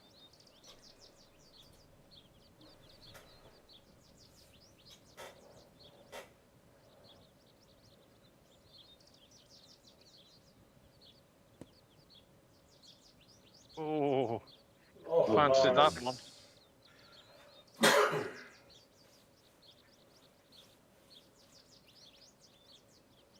Nice.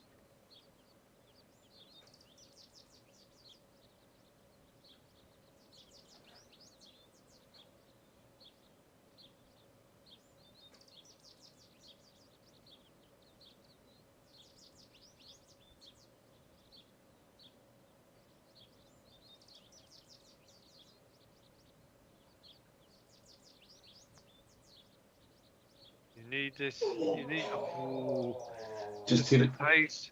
Yep, a bit softer and it would have held that line correctly. Disappointing.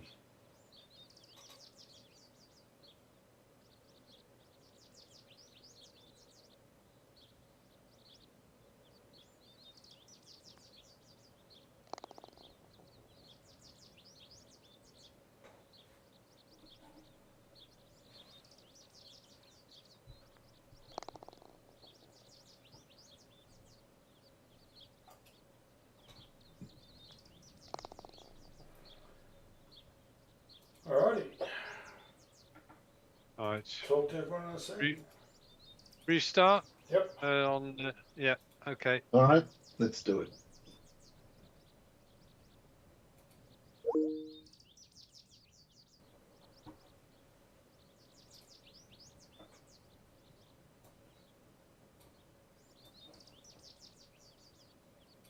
Perfect.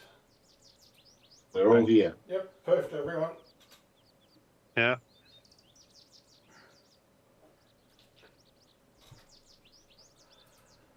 Alright, what do we got?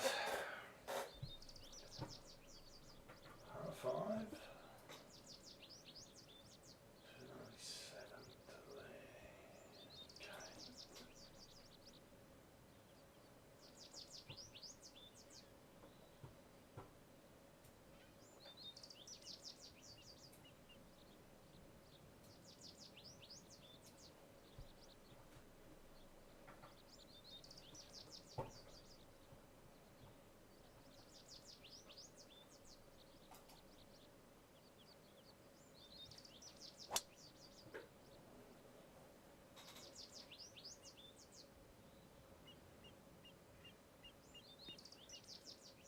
It's good.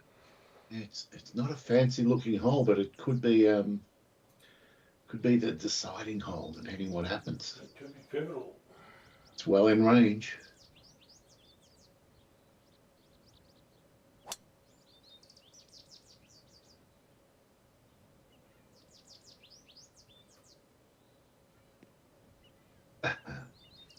And he's not afraid of the bunkers.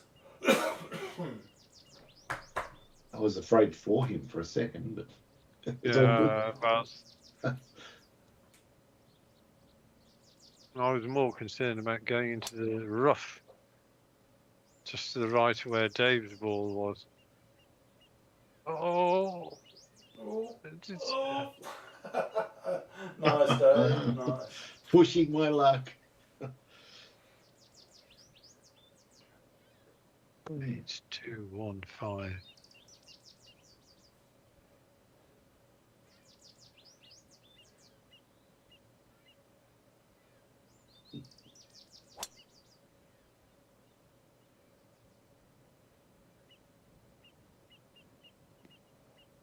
Well, that'll do. Yeah, well,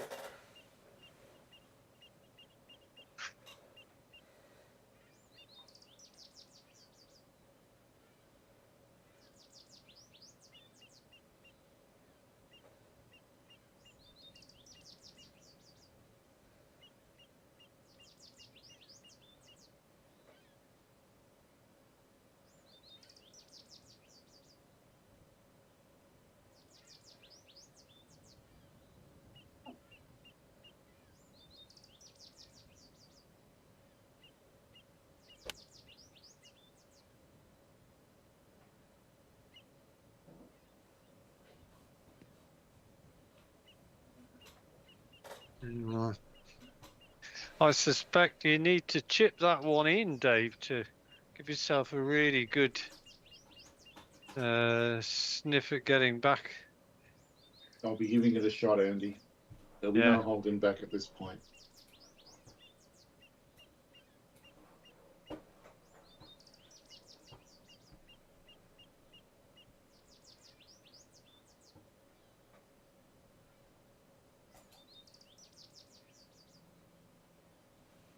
no.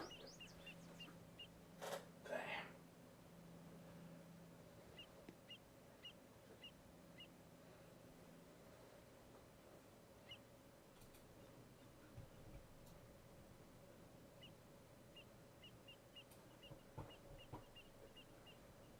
$58, 4.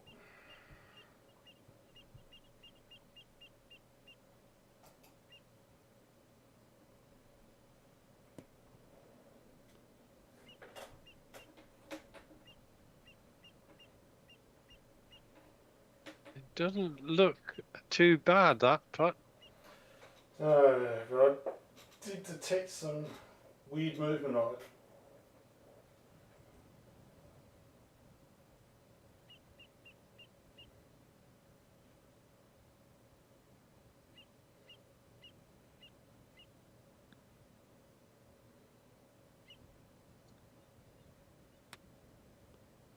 Is he going for it? He did. Good weight.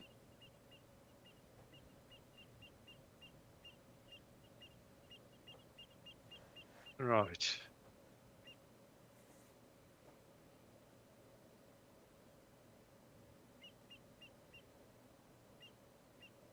To left.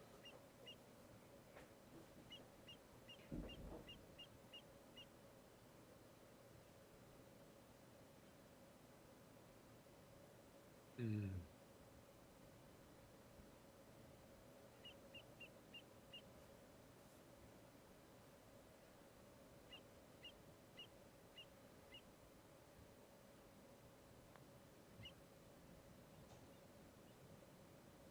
Oh, Oh my God. Oh, man. Great effort.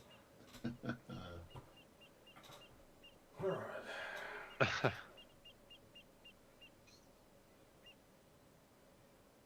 Very nice.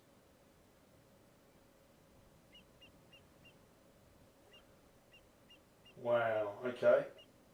The 4-foot mark, it drops an inch for not long. Fuck, okay.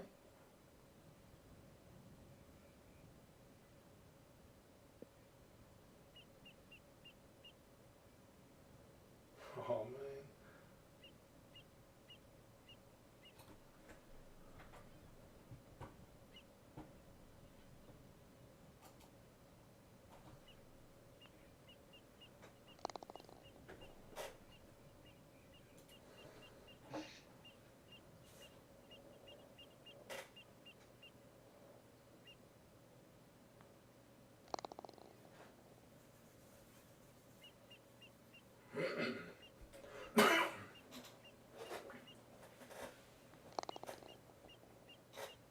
So I've got a story to tell, but I need for Andy to confirm something about society in England. So there are suburbs in Australia and Victoria where the parents have never had a job. They've just been on the dole the whole time, and they've raised nightmare kids who have no sense of responsibility. They've had nothing ingrained into them from the parents, And we just call those families housos because, you know, they don't even know how to interact into society properly. Do you have suburbs or areas with the same sort of people? Or in the UK? Yeah. Oh, definitely. There are various estates, usually in the metropolitan areas where you know a large proportion of the people living there may be what we call dole wallers. Yeah. So Close it's, enough, Andy. I've extracted the word from you I wanted, which was dole wallers. So you know the type I'm talking about. yeah. So Dole Wallers. If I could just Waller. Is that like shortening of Wallowa, or is it a word in itself? Well, dole I wallers. suppose it's a derivation of Waller? punker waller, char waller, dole waller. So yeah, I'm not familiar with the term Waller at all. Well, it's a colonial term from the British Raj. Char waller was a term used to somebody whose job it was to just dispense tea through the whole day. He would have sit next to a steel urn, right, or something like that. And he would be the char waller. The punker waller would be the person who sat outside, for example, an office. If you ever seen It Ain't Half Hot Mum, they used to have a punker waller who used to tie a little sort of fan type of thing onto his toe, and his job during the day was just to move his foot up and down to give a bit of respite to the sahibs. Right. Well, Andy, I'll just say, regretfully, that you've contributed far more to society than my story is about to. I was just establishing the type of cultural environment that we're referring to. Anyway, so last week, sadly, there was a bad car accident where someone who was quite drunk just drove straight into the back of a tray truck where, you know, the tray sits about 4.5 feet high. And so when a car drives into it at 1,000,000 miles an hour, you can imagine what might happen. Might decapitate the person. Is it when you say tray truck, is it like a sort of flatbed? Yes, truck? Yeah, yes, exactly. Right. that's exactly it. Yeah. So that's what happened to one of my best friends' brother-in-law. Jesus. Right. So, I mean, that's a terrible thing to happen, but yeah, it's just, stuff happens. The truck was just parked, you know, on the side of the road where it was perfectly legally parked, but the families and the relatives of the person that drove into that tray truck at 120k and decapitated themselves, they've decided that the fault lies with the owner of the tray truck. And so they're coming out and their car tyres are flat all the time because they've been knifed. And there's threats coming from anonymous Facebook and Snapchat and God knows what, wherever they've got social media, they've got onto them. There's death threats. There's all sorts of terrible things happening, and they're actually thinking of selling their home. Well, surely the cops can help them out there, Dave. Can they? Couldn't they? How many resources are they going to give these people? Well, just put some restraining orders on the direct family members. On who? They haven't got any proof of who's done what. You've just reminded me of when I was working at the legal service in Albury. Yeah. we offered free legal service, you know, sort of periodically at various places. And one time, I hadn't been doing it for very long, and I went with another lawyer to the Lavington Library, where we gave free advice.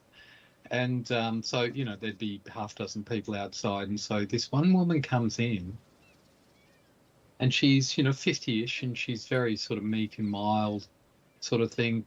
And she's saying this stuff like, these people are bothering me. They're really bothering me. And they won't let me go. And I'm going, I'm sorry, can you explain what's going on? And she goes, yeah, all hours of the night they suddenly pop up there in my window, like my and I'm going, your window?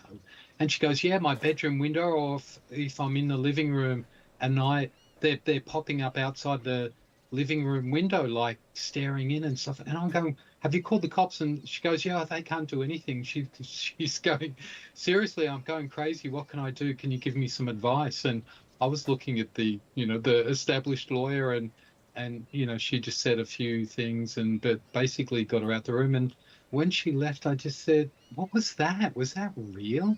And she said, oh yeah, it's very real.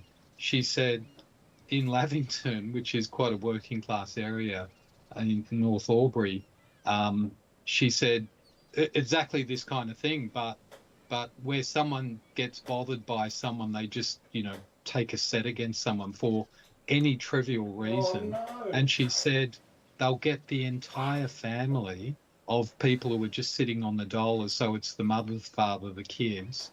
And so it could be anyone. And that's what she was saying during the time, and going, what kids are doing it too, and adults are doing. So they just take it in shifts to harass this poor woman, right? Oh. And because they live a door down, and so they're forever tapping on the window and staring in, and then, the kids will run off to school and do whatever. And then the parent, one of the parents will come around during the day and, do similar things. And they always duck out of sight as soon as the coppers come and stuff. And this poor woman's just going spare. And so the other lawyer explained it to me, and I thought, God, this is like a different bloody planet. I didn't know these people existed. And she said, believe me, it's a big problem, and this woman will have to move. But she said she'll have to be careful, because sometimes people move, and these people are so dedicated. They've got nothing else going on in their lives. They're so dedicated. They'll find out this other place that they've moved to and just carry on doing all the same shit, My God, can you believe that? So Dave, no, I'm not surprised by that at all. Yeah. At least there was real consequences and some sort of reason, even if it's not justified, as opposed to.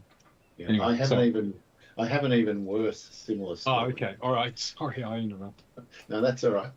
So I'm just trying to think it through in my head whether I can tell the story, because I got it from my brother. I'm going to tell the story. I'm just going to say I got it from someone that I think I believe. Yes, okay. Okay, so it was the same sort of thing as what you just described, Phil. It was this woman who went to a psychologist because she kept hearing tapping on the windows and the doors of her house. Right. And it would go on it would only ever start at 2 a.m. or later. And it might go for an hour, it might go for 10 minutes, and it might go for 3 minutes and then stop and then come back half an hour later. And sometimes it would be light taps on windows. Other times it would be banging on the door like it was a baseball bat. Wow. And she was literally going insane. And she eventually got committed. Oh my God. Because she was hearing all these, ghost noises. She got committed and, drugged up on God knows what. And eventually she got released. And it turned out that she'd offended a Houso family. Yeah. And they had made it their life's work. Yeah. They took it in turn. They had rotating shifts between the family to go to the house and knock on the door and knock on the windows in between 2 a.m. and 5 a.m. at random for years. Wow. Terrifying shit. Oh, yeah. Exactly the sort of stuff that I was talking about. I mean, you just think, what kind of bloody mentality? I mean, and how hopeless is that? Yeah, and they could hardly be charged with a crime that puts them in jail or even fines them. Yeah, That's the worst thing about it. Well, I mean, you look at this guy who's just done these police murders. He calls himself a sovereign citizen. It's the same sort of thing. He's been on welfare for I don't know how many years, but he's supporting himself and his family, and he reckons he has nothing to do with the government. He says, "No, I'm not a citizen. I don't consent." But he takes their money. Yeah, but he sponges off the bloody welfare. And I mean, the thing is, the idiocy of it, you know, like we all know. I mean, even living in the jurisdiction is consent, you know, but certainly going to that government and saying, I am in the jurisdiction and I am in this situation, so give me money. That is definitely consent. It's implied, strongly implied consent, and consent is not required in any case. But what you're just dealing with people who have no idea. Yeah, they have no idea, and they have people put these incredible ideas in their heads, and they go, "Yeah, we'll run with that." You know, and he ends up shooting a couple of coppers, and you just think, "Ah, oh, Christ." You know, talk about idiocy. Yeah.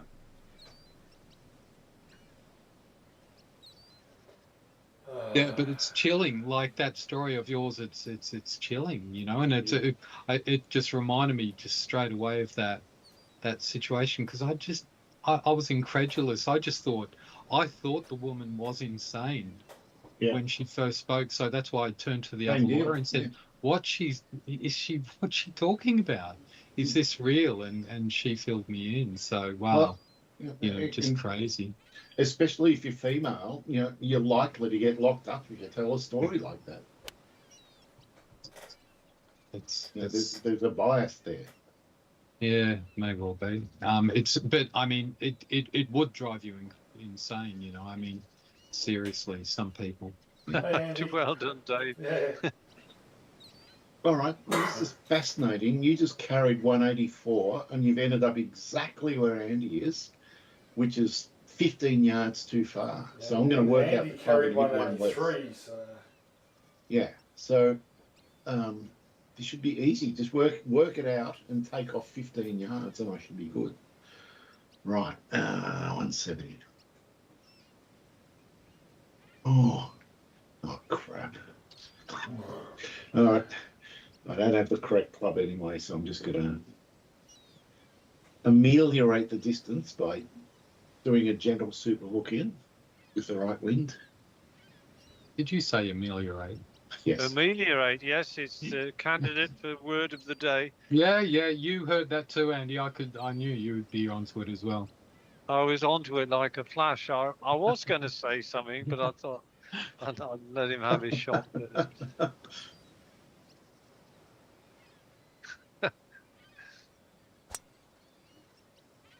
Go on, Superhawk. Perform. Oh, it is a good shot. Phil, what is your, what would you say your lawyering speciality area is or are? Well, it's got to be tax. So these things, that's where I work. Tax. What, tax? Well, Yeah, you might be interested in a little story relating to what happened to the Deputy Prime Minister of the UK. I did, yeah. I've seen the headlines and stuff. So it's to do with some investment properties or something she has, and she hasn't paid the bloody property tax or stamp duty or something. That's right. Yeah. She's. And what was bad about all of this is she took money out of her son's trust, right? Which may not have been reported on. And the money from the trust, just to give a recap, before this transaction took place, the husband and wife had a 25% equity stake in their house. Yeah. And the son had a 50% equity in the house. By the trust.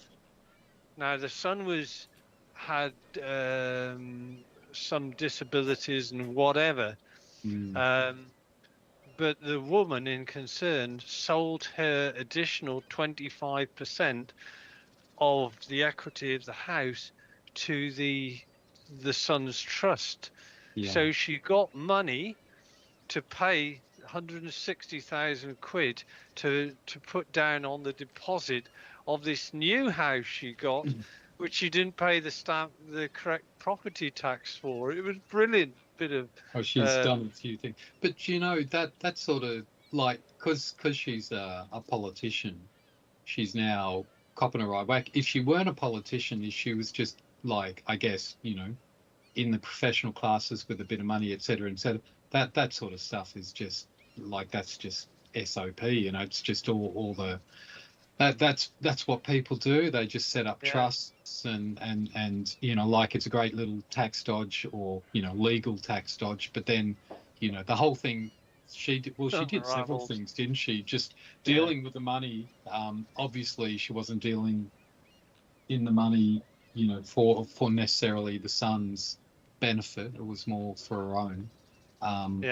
But then just not paying proper taxes when you were was she the Chancellor or something, or the Home Secretary? No, she was the Deputy Prime Minister. Yeah, like doing that, not paying government taxes when you're so senior in the government is like, it's just taking the piss. But like, she's just acting on instinct, I guess by that time, thoughtlessly thinking, oh, I'm a senior member of the government, I might, even though I've been doing this all my life, people might now look upon it rather badly, seeing as I'm in this, position of responsibility.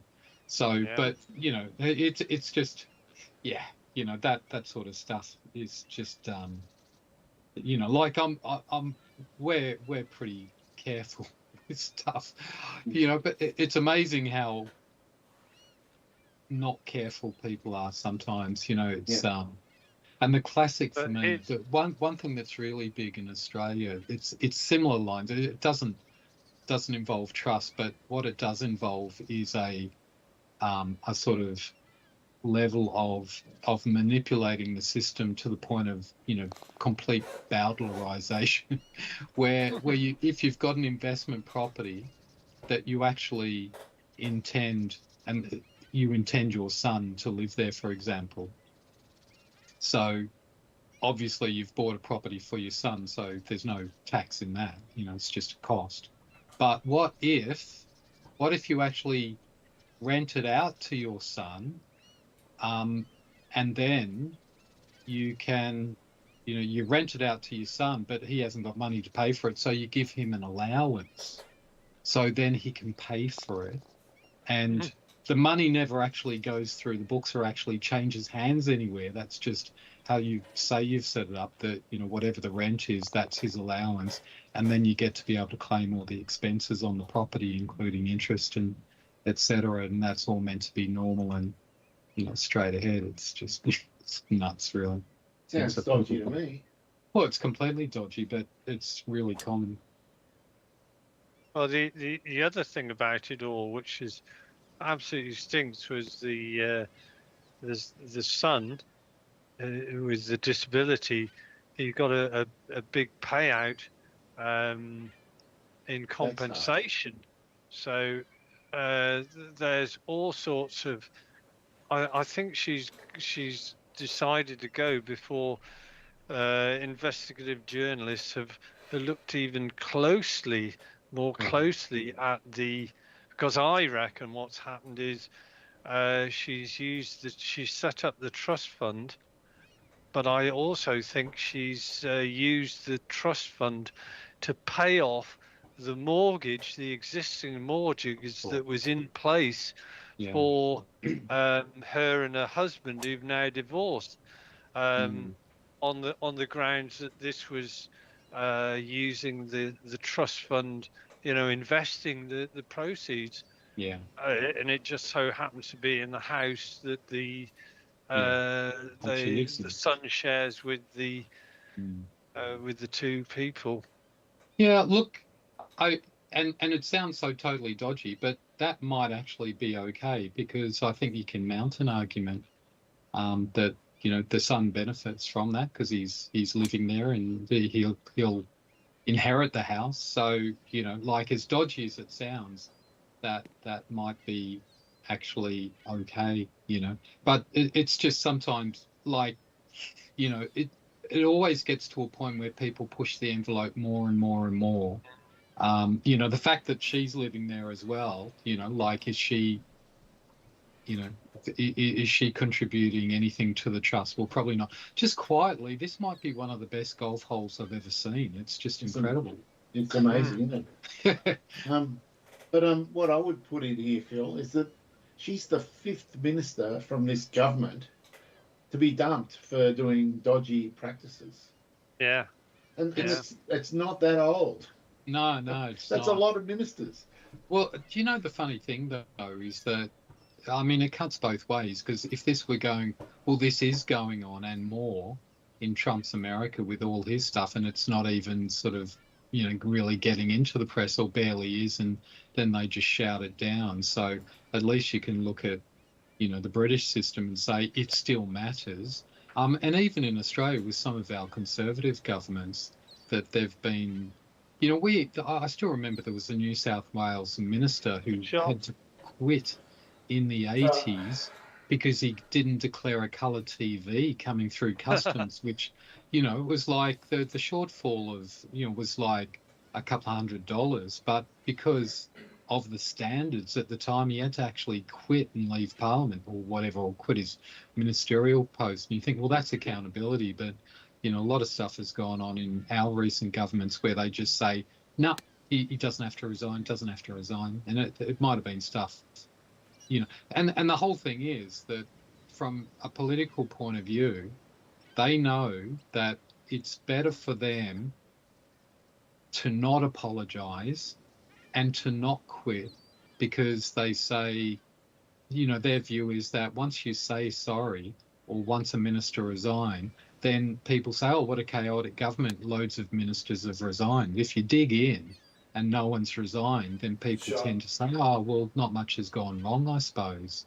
You know, so it's bad to judge a government on the number of resignations in that way, because even though, like, it does, yeah, it is a bad thing, but at least they're bloody taking responsibility ultimately and resigning, rather than just saying, nah, stuff you all, I'm just going to sit here and not resign. Well, the only thing I would say in the UK sort of case was, on the day that she resigned, they had an independent ethics person who produced a report that, and anyway, the report was, you know, the summary bit right at the end was that the woman had done things, I can't remember the exact words, but words to the effect that she's misbehaved improperly in a public place, blah, blah, blah, blah. Yeah, so I think it was put to her, look, if you don't resign, I'm going to have to sack you from this. Yeah. And I think that's the way that it's happened with all of Starmer's resignations. He hasn't had to sack a single person, but I think it's been put to them that if you do not go, then we are going to, you know, make your life very miserable, sack you, and so on and so forth. Yeah. It's almost a bit like giving somebody, well, if you go of your own accord, we'll give you some decent job references or something like that. Yeah, I suppose. But look, at the end of the day, five ministers going is in a fairly short space of time is bad. But you know, I in a way I applaud the accountability of it. That it's actually happening, you know, because it started happening in Australia where ministers don't resign almost no matter what happens. Wow. Gee, that went both ways. Yeah, so yeah, good and bad, I guess. You know, but it's a worry. It's a worry when that sort of stuff starts happening, and you don't have ministers resigning. You know, so it's sort of bad that it's happened, but good that they're resigning. But you certainly don't want it happening in new resignations. But I think the other point from my perspective is, are these people either so thick, or do they know they're doing some dodgy business and thinking that nobody's going to spot this? So this latest woman, she was, not only was she the deputy prime minister, but she was the housing minister. Well, that's the funny part of it, isn't it? But as I say, it's probably it's an adult life, probably just continuing to do the sort of things that she's always been doing, but she's never been in such a public, and responsible position before, so it's never Very nice come to pun, light. Andy. She's just a member of Joe Public. So yeah, but it's I guess it's arrogance and just but it'd be interesting, to like if you asked people in the know how common would this kind of behavior with a trust set up and everything actually be in the UK. I would imagine it'd be pretty common. So it's the only real sin she'd be looking at it in that way. Sometimes when people are caught doing stuff and you see them actually get angry about it, she'd probably be looking at it going, I'm just doing what I'm always doing. Why is everyone getting so upset about the whole thing? So yeah, which is funny in itself, but it strikes me as the sort of thing that people might have all done all the way through. Who won that thing? Andy did. It was By the two mail- in the end. Yeah. It was the mailman. It's 2 bogeys at the start of the game cost me. Right. Still, Right. very nice round, Andy. Very nice. Only 1 bogey. Yeah. Yeah, not bad. Not bad at all. Yeah. Not bad at all. Right, what am I doing? Oh, it's here? pretty good scoring all over, really, Yeah. considering the difficulty degree. What's in this? Right. Then play by. Right. Get rid of that. Get rid of that. And that was links at Bodega, is it? Where's my bloody thing gone? There it is. Right, links on Bodega Harbour. And insert 1 below. 8th of the 9th, 25.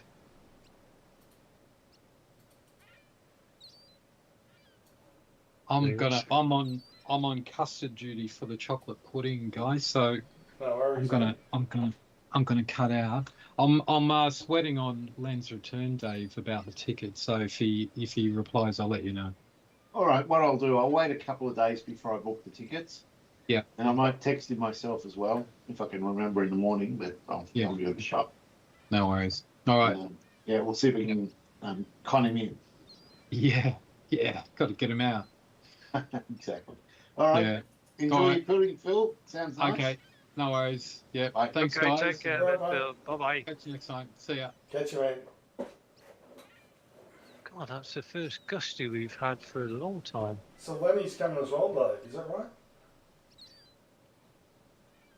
Sorry, Dave? I was asking Dave if Lenny's coming up to Beauty. I actually think it's about a 50-1 chance, Dave. I don't think it's going to happen. Oh, it'd be good. I've never seen Len play golf before. I hear it's entertaining. It is. My favourite was at East Malvern one day. 5. It was actually missing Phil teeing off, Mm. and Lenny is standing, pretty close, like in his line of driving. Yes. Just off the edge of the tee, about 20 yards in front. And Phil goes, Len, get out of there. I might hit you or something. And Len goes, no way, you can't hit the ball that badly to get me. I'm just off to the side. Yep. Like, Phil launches his drive and it goes straight into Len at a million miles an hour. He dropped to the ground like a bag of spuds. And he's going, It's fantastic. It was so good. And we're all laughing our heads off and he's in agony. Oh, Winning. he made his choice. And it was good stuff. Okay, Dave, give us your numbers. I refuse to go on, Andy, until I'm given the proper honours for my score.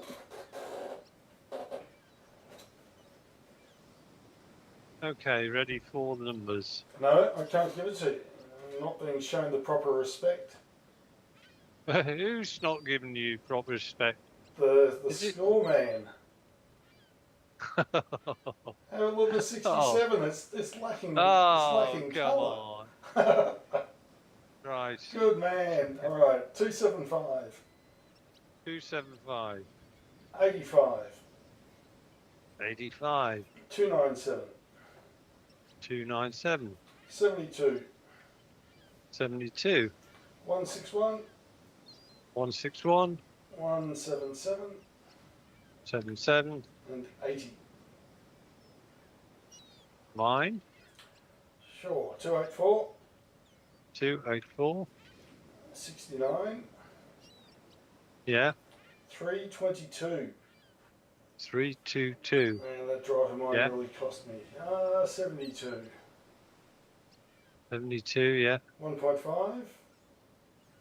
1.5. 1.69. 69. And 80. And yours, Dave?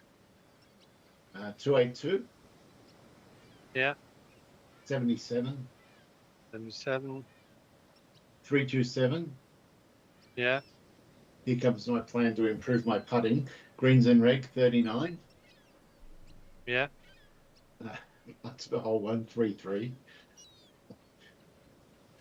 Sorry, what was the next one? 1-3-3. All right. Yeah. 171. And 82. there you go. Right, well, we'll have that one off you, Dave. Thank you very much. Yes, you're welcome to the long distance drive there. And we're slowly stalking you, Andy. We're getting closer. Yeah. We need a bit of a run, but you never know.